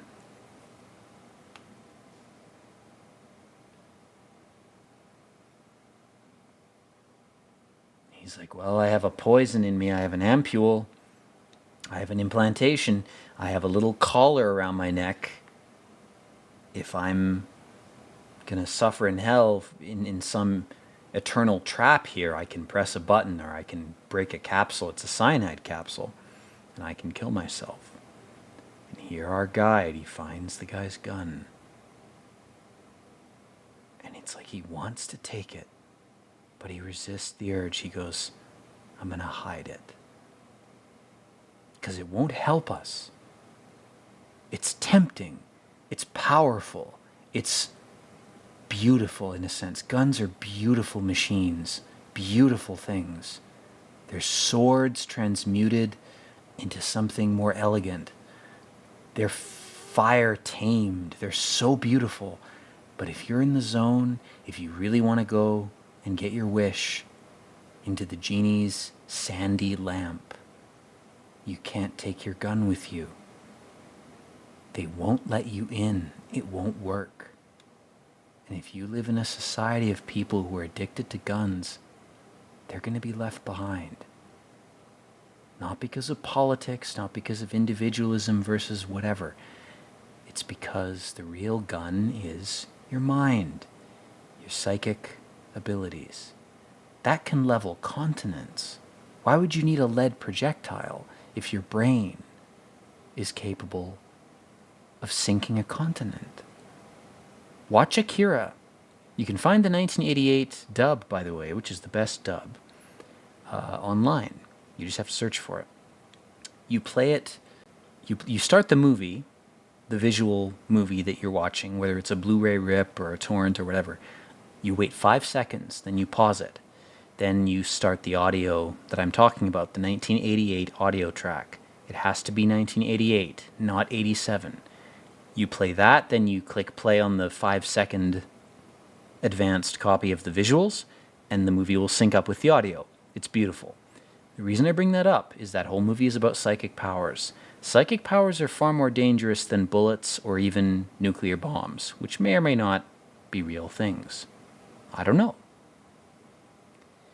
The point is, even if they're real, psychic abilities are more dangerous.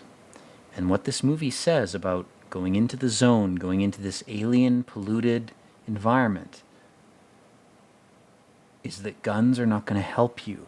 Because the environment you're now in, you've now clawed your way into a realm that is between dimensions. You've clawed your way up out of the physical, to the extent that physical violence is trivial. It's like an infant smashing his little baby fatty fist into a high chair table. That's the equivalent of a gun. Shooting a gun is like pounding your infant fist into a table.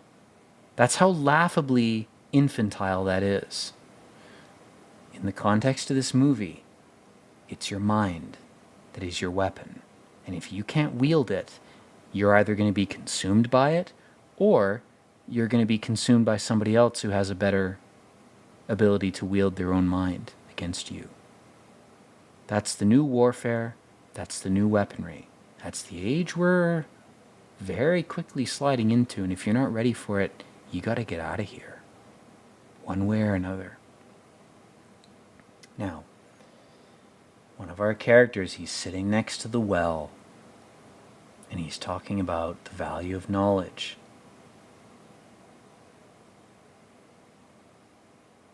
And he's like, well, I have no conscience. I just have animal nerves. If someone criticizes me, I'm offended. If another lauds my achievements, I'd put my heart and soul into it and they'd both be gobbled up. I relieve my soul of filth, I confess, they gobble it up anyway. He says, my readers, my audience is so stupid. They're so deaf, they're so dead. They're such NPCs. They're swarming. He uses the word swarming in English here, like flies. And then he mentions editors and critics. Watch my Burnt Orange Heresy video. He says all they want is more dead knowledge that I've dredged up. And he's like, how can I keep writing if I hate the process? I hate doing it. It's torment. I feel ashamed for doing it. Squeezing out hemorrhoids. That is the best analogy for writing, man. You're poking hemorrhoids with a sewing needle. That's what writing is. And he's like, I'm useless. Nobody even needs what I'm saying. 2 days after I die, they'll move on to somebody else. That's true. He's like, I wanted to change their minds, but they changed me. They fucked me. They fucked me up and fucked me over because I perceived them as something I had to impress. And so he's saying, as a writer, I worshipped my readers. And he's like, the future and the present are the same. It's just going to keep repeating. Writers are going to keep making the same mistake. And he's like, are people ready for the future?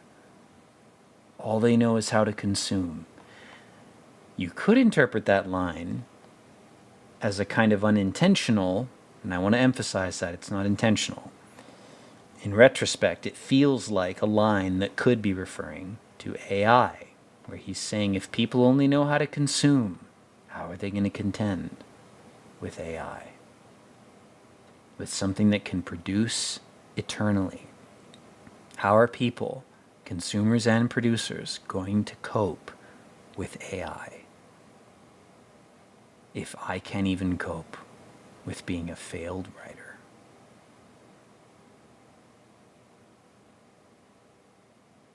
And then he talks about the eternal Jew. He says, listen. Just listen. And he steps down from the well, over the sand dunes of the Sahara, of the Arabic lands, weaves his way through them, left and right, back and forth. He's like, I've said my piece, I've gotten my little bit of arcane knowledge, and I've been driven a little more insane by that truth. And then the guide is trying to ingratiate him. He's like, you know what? You're probably an okay guy. It was probably torture for you to get what you wanted, which it always is, because when you really get what you really want, you realize you didn't know what the fuck that was in the first place. And that means you realize you didn't know yourself. So being told what you are through what you want, when you didn't even know what that was, that's like being raped psychologically. It's like, oh, this is what I really wanted? This is who I really am? Holy shit. You have the chasm of all your previous actions that you could potentially regret ripping open before you.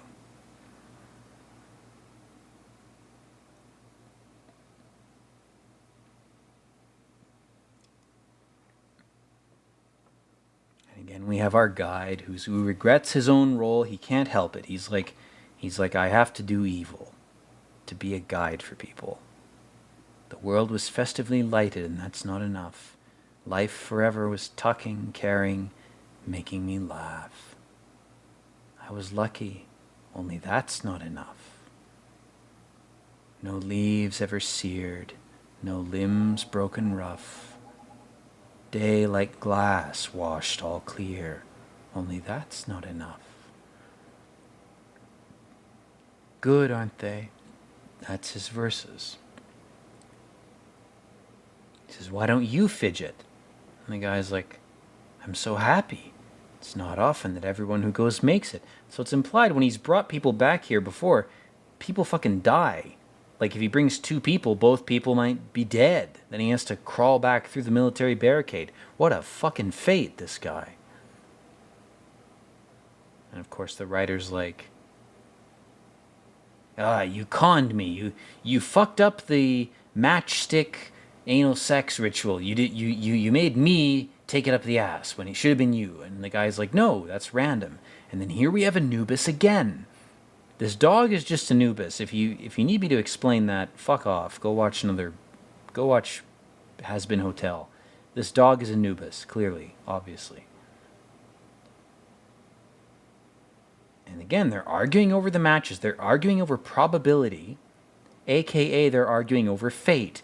Well, I should have been fated to be here or to go to hell in this way, or I should have gone to this level at this point, and blah, blah, blah. It's a waste of time. The guy's like, don't argue about this shit because it's pointless. It doesn't matter what your fate was that led you here. It doesn't matter what probability you had of getting here. That's not the point. The point is that you're here. Do something with being here. Like, make use of your presence here. Make use of your position in this space. That's what he's trying to say to them. And they're so fucking ignorant, man. They don't get it. Because they haven't been here.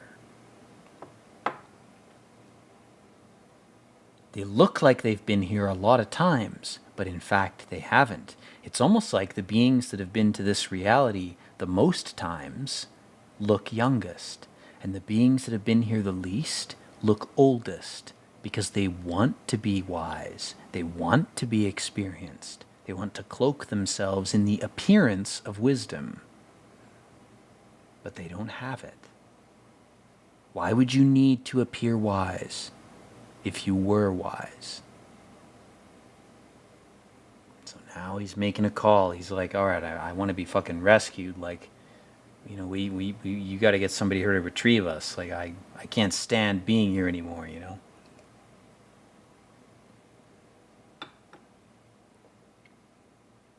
He's like, I'm right near the wishing room. I want to make my wish.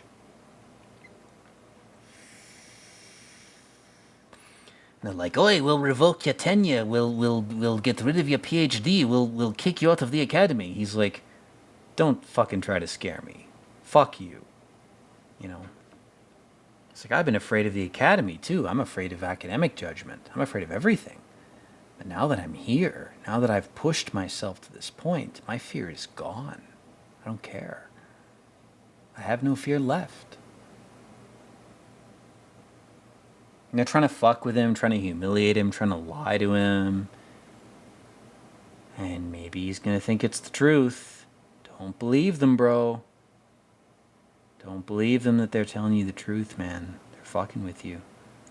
I don't remember this scene. I don't remember if he believes the humiliation.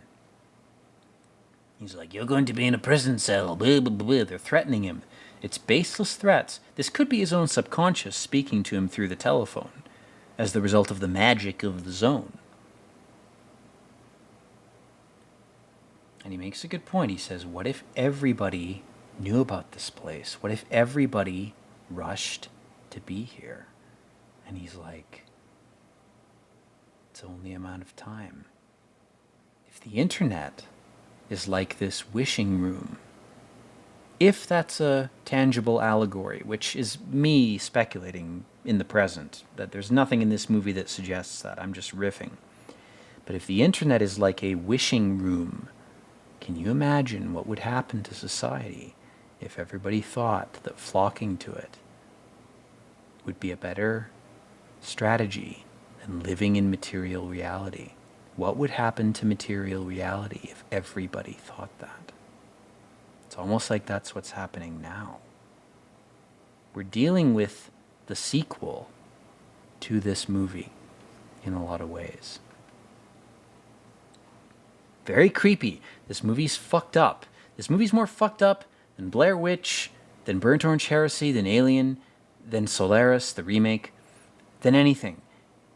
Because it has these themes that continue to resonate despite how they're interpreted. If you interpret them in a context that is past the movie's inception, it still works. That's crazy. Anyway, guys, the second part of the movie's ended. I'm going to end my commentary here really quick. Thank you for watching. Please like and subscribe if you like my content, and I hope you're doing well. And as always, peace out. All right, guys, welcome back. This is the final part of the Stalker recording. So, we have about 40 minutes left in the movie, and our characters are debating the nature of society and how it should be run. It's like, oh, well, there's ideology, action, concepts. The unconscious compassion is not ready for realization yet. As regular instinctive impulse, there cannot be happiness at someone else's expense. He's like, "Ah, I can see clearly now. You plan to overwhelm mankind with good deeds, like an evil Christ, an evil empath." And this guy's like, "Well, I'm indifferent. I won't be worried about anybody. You're not going to achieve anything." So they're sort of competing to try to discredit utopia in their own ways. This one guy's like, "Well, what if I'm too generous?" And it's like, "Well, what if I'm indifferent?" And it's like, well, obviously neither of those strategies will work. Like, yeah, you dream of one thing, you get quite another. That's the most true thing they've said the whole fucking film. Oh man, the light going off. Holy shit.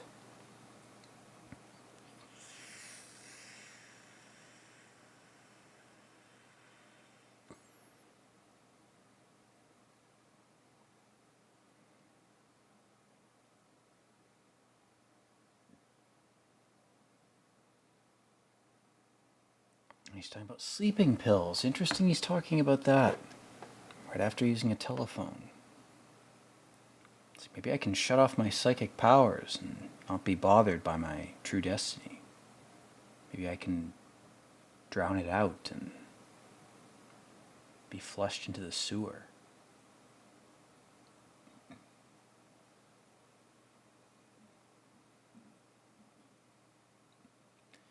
The poems are just a form of apologizing. God damn. He's got a crown of thorns, man. Oh, don't put that on, bro. You're not worthy of that. It's like, "I'm not going to forgive any of you." And he's like, "Fucking stop LARPing, dude. You're not Christ. Fuck you. Good luck LARPing with a fucking crown of thorns." Anubis is laughing at you.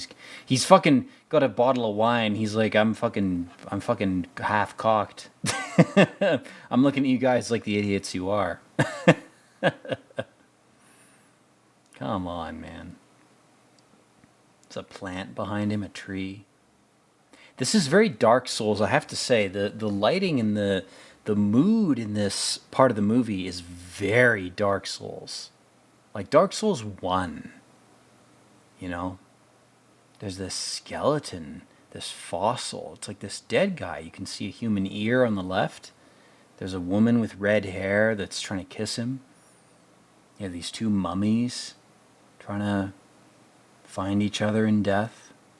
That's something I never noticed till this viewing, straight up. I missed that. Those two bodies, those two corpses. I totally missed that. And he's walking over this pool, and there's all these shattered light bulbs floating in the water. I love that, man. Anubis is crawling to his left in the doorway. There's the dog. There he is. And they're in this concrete hell. It's like this decrepit building, man.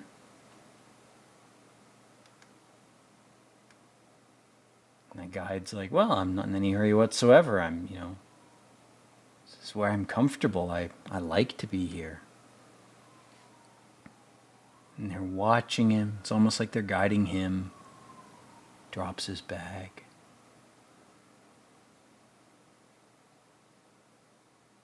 God damn, man.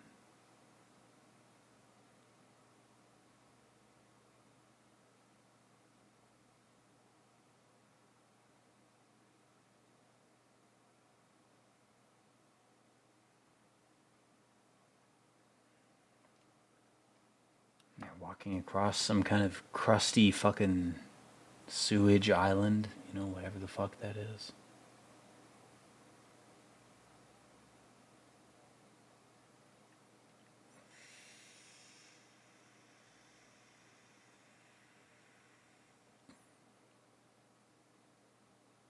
It's like, "I know you're gonna get mad, but this is the threshold. This is the point where you have to make a choice." It wasn't the sand room. It wasn't the Dune Frank Herbert epic sandworm cat litter box room. That was a false enlightenment. It's like, this is the place. You gotta go right through the sewer to get to it. Your most sincere wish born of suffering.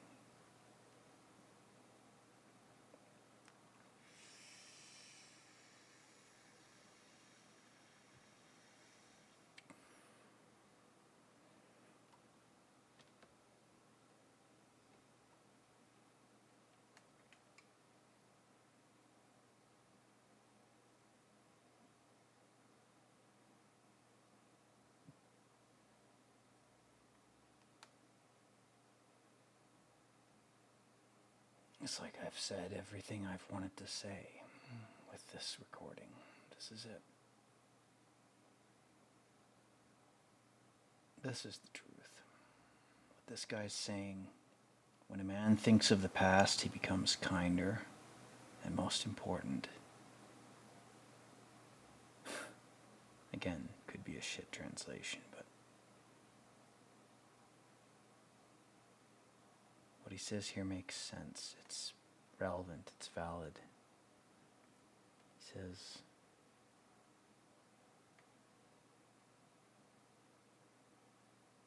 steps over into the light so his face is half lit, half unlit. He's half and half, this poor fuck.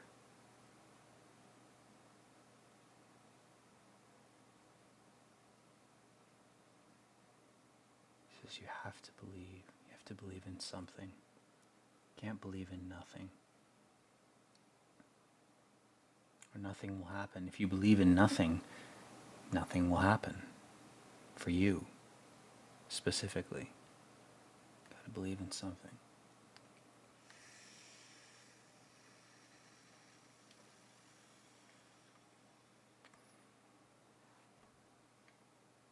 And suddenly this guy doesn't want to. He's like, oh, well, now that you've freaked me the fuck out, I don't want to go in here. It's like, all right, dude. You're too far now. You gotta make a choice.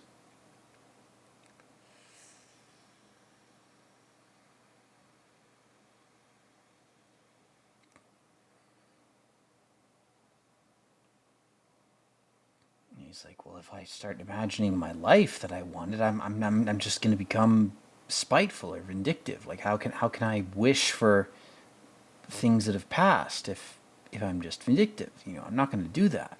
Good for him. Good for him for resisting the urge to wish for that. That would be terrible.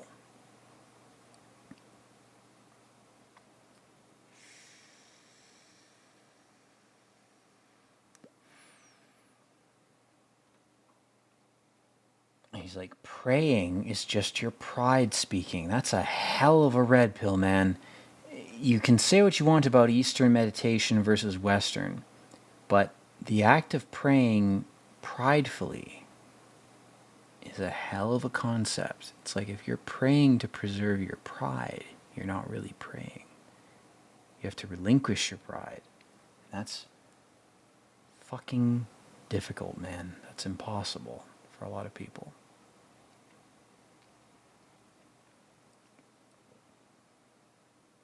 He starts handing out a book. He's like, an appliance exploring human souls. He's like, it's a bomb. He's handing him a fucking Ted Kaczynski bomb. He's like, no. It's just a bomb. It's just a regular ass bomb. 20 kilometers. It's like if you blow up this genie, this fake satanic genie wish realm, it will be better for everybody if it's just gone. And this whole time, this fucker has had this on his person.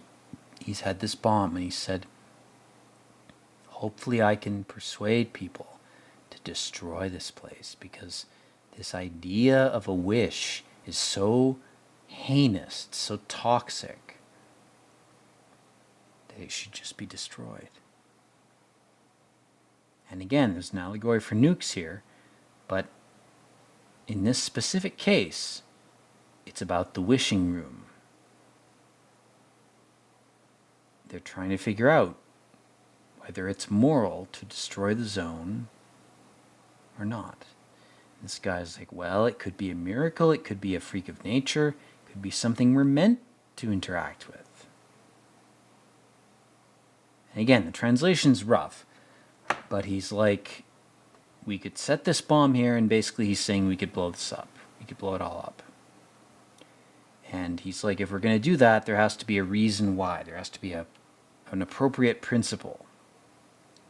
There has to be some reason that we're going to do this. But this is an option to just destroy this thing, just destroy this place. He's like, if this plague lies open, accessible to any scum, he's like, I won't be able to sleep. If this is even available to people, it's too dangerous. It's too fucked up. He's like, but maybe I can't press the trigger. I can't do it. And this guy's like, it's a problem you've invented for yourself. Guy is conflicted. Our golem is conflicted. I would have loved it if Lord of the Rings went about like this, where Gollum was not hypnotized by the ring. He was conflicted, and he said, well, can you guys actually use this? And then he takes the bomb. He tries to take it from him, just like Gollum tries to take the ring from, or rather Boromir tries to take the ring from Frodo. He's like, I'll take it from you. I'll make the decision. Again, his career is based on leading people into hell. So if that gateway, if that chance is blown up, he'll be out of a job. In the most basic sense, he'll be out of a job. They're throwing him into the water. And even so, the guy's like, what's the matter with you?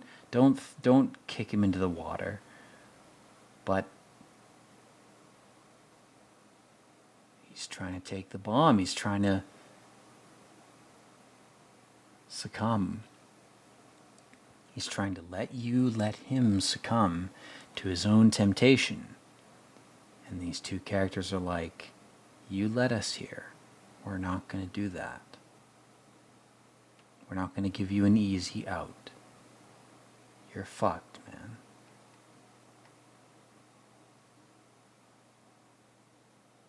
He's like, this place of wishes, this place of fantasy, it's all people have left. And these people want to destroy it. This mathematician, this philosopher, they want to destroy fantasy. They want to destroy the emotional dimension of reality. But he's like, you don't really care about people. You just want to make money giving us tours of hell. And he's like, wait a minute, it's not even the money. You enjoy the power of being the guide. That means you're not worthy. It means you're not supposed to be here. You're not supposed to be the guide. You're not supposed to lead us here.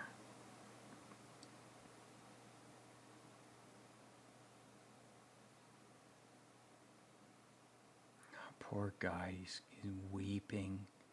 He's beaten. He's like, the rule is stalkers can't enter the room. And that's something he's adhered to. He has resisted going into the room all this time. And he's like, maybe I'm useless. Maybe I'm a parasite. Maybe I couldn't even support my wife. But he's like, don't take my job from me. Don't take this job of guiding people here from me. It's all I have left. All I have is the zone. All I have is this illusion of fantasy enactment, this illusion of fantasy fulfillment. It's like, I don't have anything else.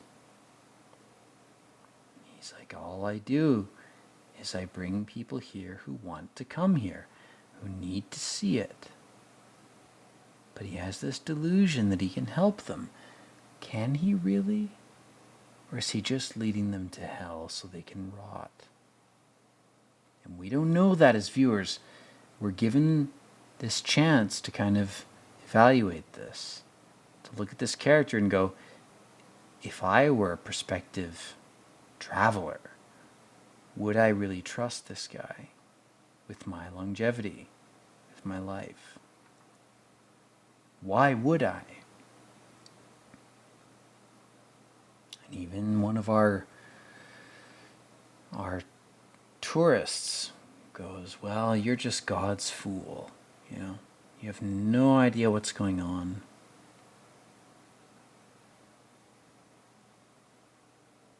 Who do you think Why do you think Porcupine hanged himself?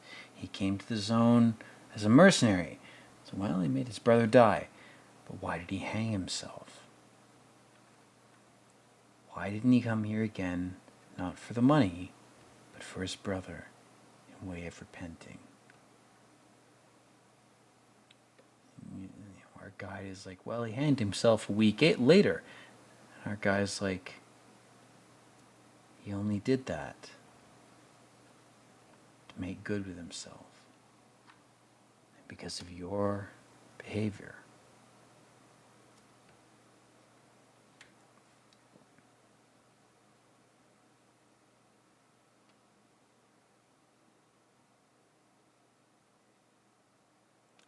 In this rotted fucking chemical plant where they're all dying of cancer, they're talking to our guide and saying, Porcupine was crawling around and all you offered him was money. You couldn't offer him anything else. Render unto Porcupine what is Porcupine's. Render unto Caesar what is Caesar's. I mean, God damn it, man. I'm not going to get into explaining that reference, but that's fucking crazy that they invoke that here.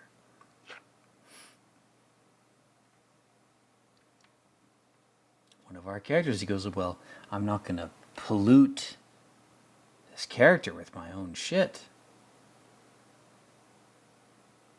He's like, I'd rather just drink myself to death than deal with this. Again, look at the water under them. It's swirling with whitish gray chemicals. That is carcinogenic poison. That's no joke. It's real. That is real poison. You're looking at people who are looking in to a river of poison, and they're debating philosophy.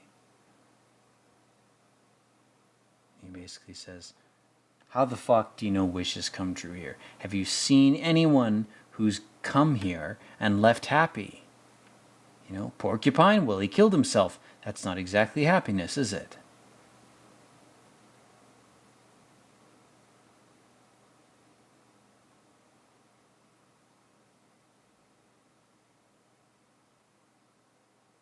It's like, who wove the tale of Porcupine? Well, it was our guide. Of course it was. Of course it was. Anyway, guys, I'm going to bow out here at about 18 minutes, 58 seconds. I got to bow out. I'm getting tired. But I will come back and finish this. So thank you. Thank you for watching this far. We are at this point in the movie, 19 minutes, 12, 13, 14, 15, 16. Peace out. Hey guys, I promise this is the last recording. We're back. This is going to be the final one. We're not going to divide this into 10-minute chunks. I had some trouble with the subtitles, so this took a bit of fuckery to get this last stretch of road paved, so to speak. So our characters are still in this light bulb graveyard, this Luciferian dead light bulb zone. When you make a bargain with Lucifer, you get some light for a while, but then when it burns out, you're kind of fucked. And so they're all still sort of having an existential crisis collectively. And they're like, why the fuck did we come here? None of us got our wishes granted, or we haven't found the place yet. You know, they're experiencing a kind of ennui, they're kind of demoralized or depressed. And so they're hanging out in the light bulb area. And again, this is a real place. I can't imagine the serendipity of like Tarkovsky finding this room and going, holy shit, there's a room in this collapsed building in this Soviet town that just has fucking dead light bulbs all over the place. Film here. Like, can you imagine the serendipity of just finding this as a director? You're trudging through fucking poisonous reeds and ruins that could collapse and kill your actors, and you find this room That's like the zone actually being real. The zone's like, yeah, here's a room you can film in, you know. And the way he zooms out here with these men just sitting in the middle of the room, there's this ominous, weird, vertical monolith coin slot stone shape above them. It's perfectly framed. Tarkovsky has told them to sit at the perfect spot so that that shape is directly above all three of them. And then as we pan out, there's this disgusting tobacco water, nasty tile area. It's like if you leave a ashtray out in the rain or the snow, and the water gets into the ashtray, it turns this color. It's perfect. Then the color grading changes. There's a bit more red, a bit more sepia, which is like the first part of the movie, if you recall. And this guy's like, why not just say fuck it, Take my wife and kid and just live in the zone. Why not just live in a ruin, We're ruined people. Why don't we just live in a shithole, He's like, maybe they'd be more protected here. No one can hurt them.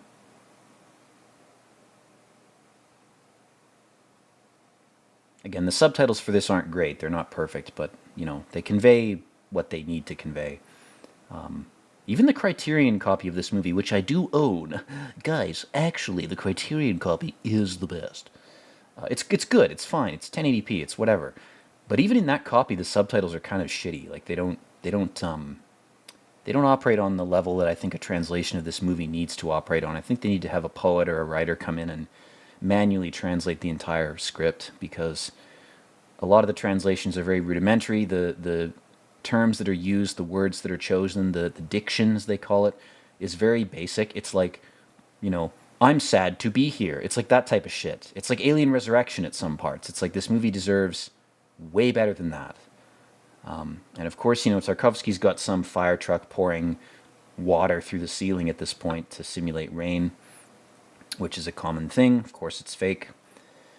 But it's making this shit-colored tobacco water kind of ruined tile area look a little bit nicer for a minute. Looks a little bit like it's shining, like it's shimmering, So there's this sort of brief communication or communion from divinity, like, oh, this world's kind of shitty. It's kind of a tobacco water, backwater gutter. But sometimes there's some divine rain that pisses down and makes it a little nice for a second. You just gotta sit quietly under the monolith coin slot, stone wall, and wait, and you'll see some motivating shit. You just gotta be patient. I feel like this movie in general, I don't know if this has been talked about before. I'm gonna assume it has been.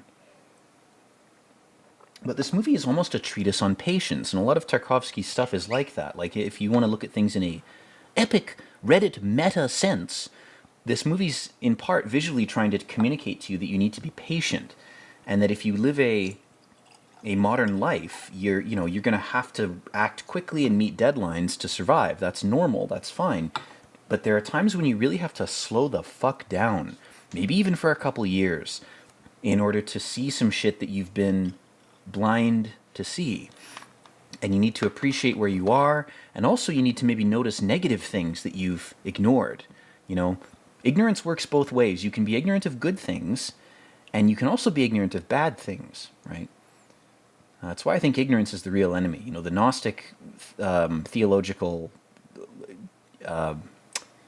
bent, I'll call it, that says knowledge is always a good thing, or usually a good thing. It's hard to disagree with that. You can learn too much and go nuts, sure, but you can go nuts from being ignorant too. It goes both ways. And then, of course, we have a very environmental kind of thing where the fish is consumed by this oil spill. And, there's an obvious message there that we're polluting our environment and killing shit. That was going on in the Soviet Union since the 50s. If you look into Soviet nuclear accidents and what their impact was before Chernobyl, there's whole massive areas of forest that were rendered uninhabitable. And now we sort of have this trippy dream sequence scene where our main character's husband is feeding Anubis. He's feeding this Egyptian death god from his own table. He's feeding him bar peanuts or something. And the wife is now privy to this male space. She's coming into this bar where these guys are drinking and smoking and talking about existence and, oh, it's all so tough and blah, blah, blah. And she's sort of showing up like Eve.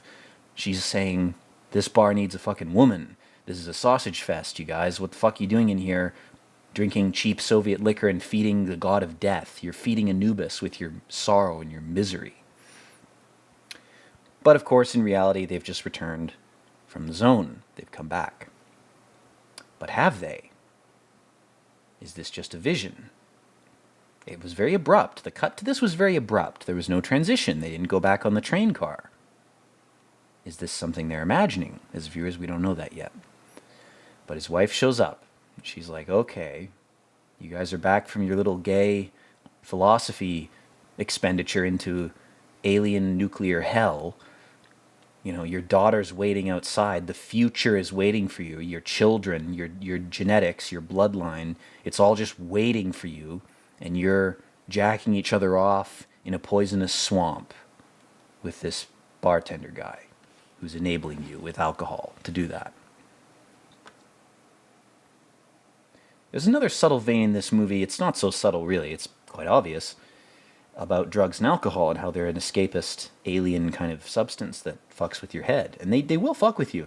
It's very rare that you're a person who is able to use those substances responsibly. Very, very few people can actually use them responsibly. Fewer than you would think are capable of doing that.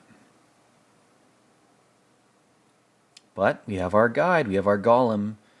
You know, this is like Gollum's redemption arc, this whole movie. It's like, what if Gollum had said, fuck the ring, and actually had a family? That's what this movie's kind of saying to me in my personal kind of associations.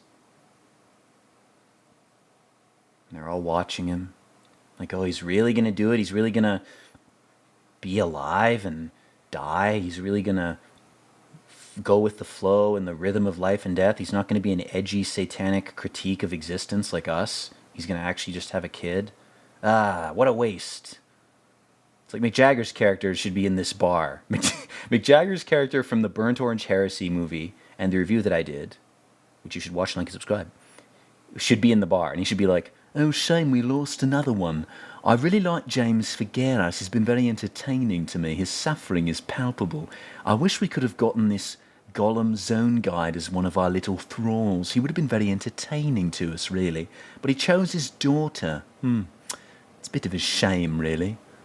I would have preferred to watch him drink the blood of children from an altar to Baal.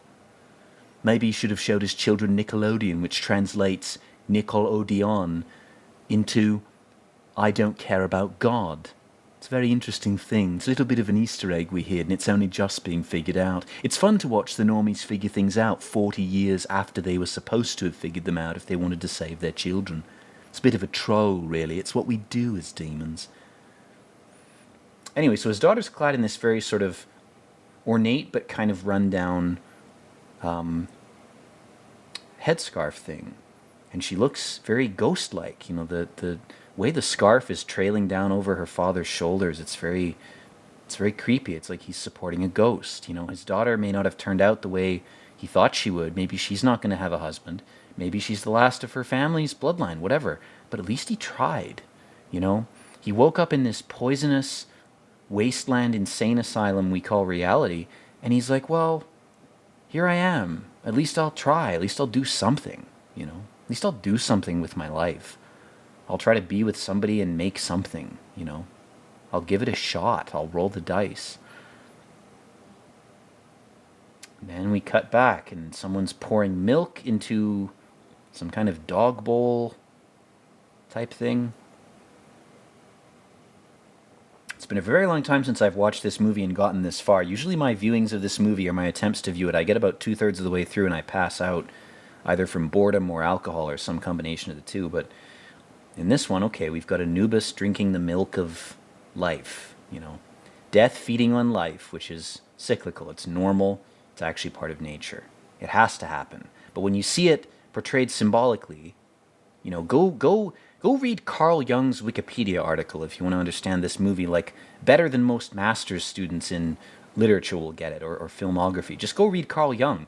Carl Jung explains pretty much everything, you know. He's a real prophet. He's a real one. That guy's potent. He said some real shit. And so now his wife's talking about a strange new organ, like the pineal gland, perhaps, that has atrophied because we haven't chosen to use it. We've chosen other behaviors. We've chosen easy shit. Industrial society has provided us with demonic alternatives to our human abilities, and we are so dumb that we've picked them. There's also another part of the brain structure that I've just recently learned about. It's like a horseshoe-shaped thing, and it has a function kind of like the pineal gland. It's like a sort of antenna. It attunes you psychologically or psychically or electromagnetically. Again, pick your term, religious or scientific. It all means the same thing. It all points to the same function. But this organ is supposedly something that plays a similar role that the pineal gland plays, where it attunes your brain to certain ideas, certain frequencies, certain communicative, emotional, or informational wavelengths. And again, it's all speculative. We don't know anything about this shit. This is mostly just bullshit. It's stories. But the science fiction of the past and the fiction of the past are the truth of the future. As time goes by, we inevitably do dig up the truth. The truth does not stay buried, whatever it might be. And now he's sort of sickened by the zone, maybe he's going through withdrawal, whatever's happening. He's like, don't blame the people I had to guide through hell. It's not their fault.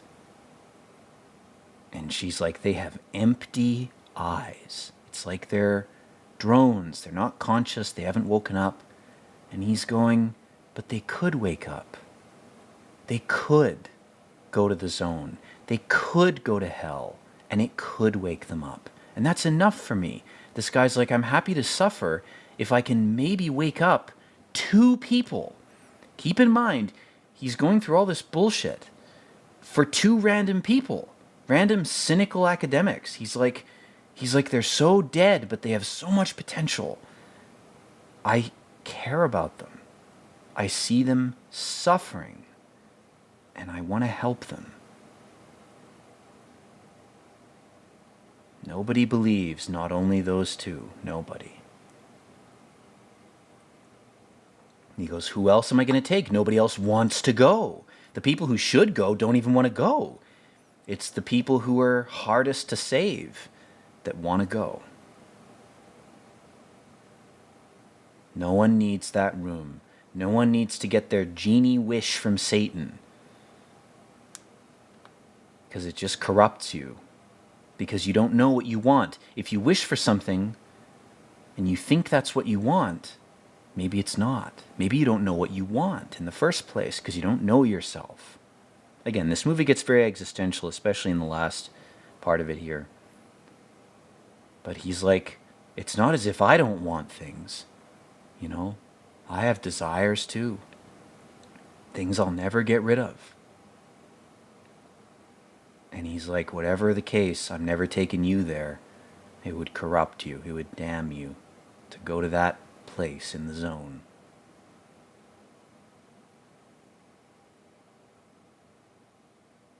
And maybe it wouldn't. Maybe she'd get her wish, but he's so jaded. He's seen so many people go there and not get what they want from the wishing room that he's like, it's not worth it. It's not worth exposing you to that. I'm not going to force feed you that. I'm not going to hand you the apple from the tree, You got to take it yourself, like everybody. Like man and woman alike, you got to choose how much you want to know. How much truth can you handle? Nietzsche has a great quote where he says, the strength of a soul is measured by how much truth they can take. I think that's true. I think that's truth.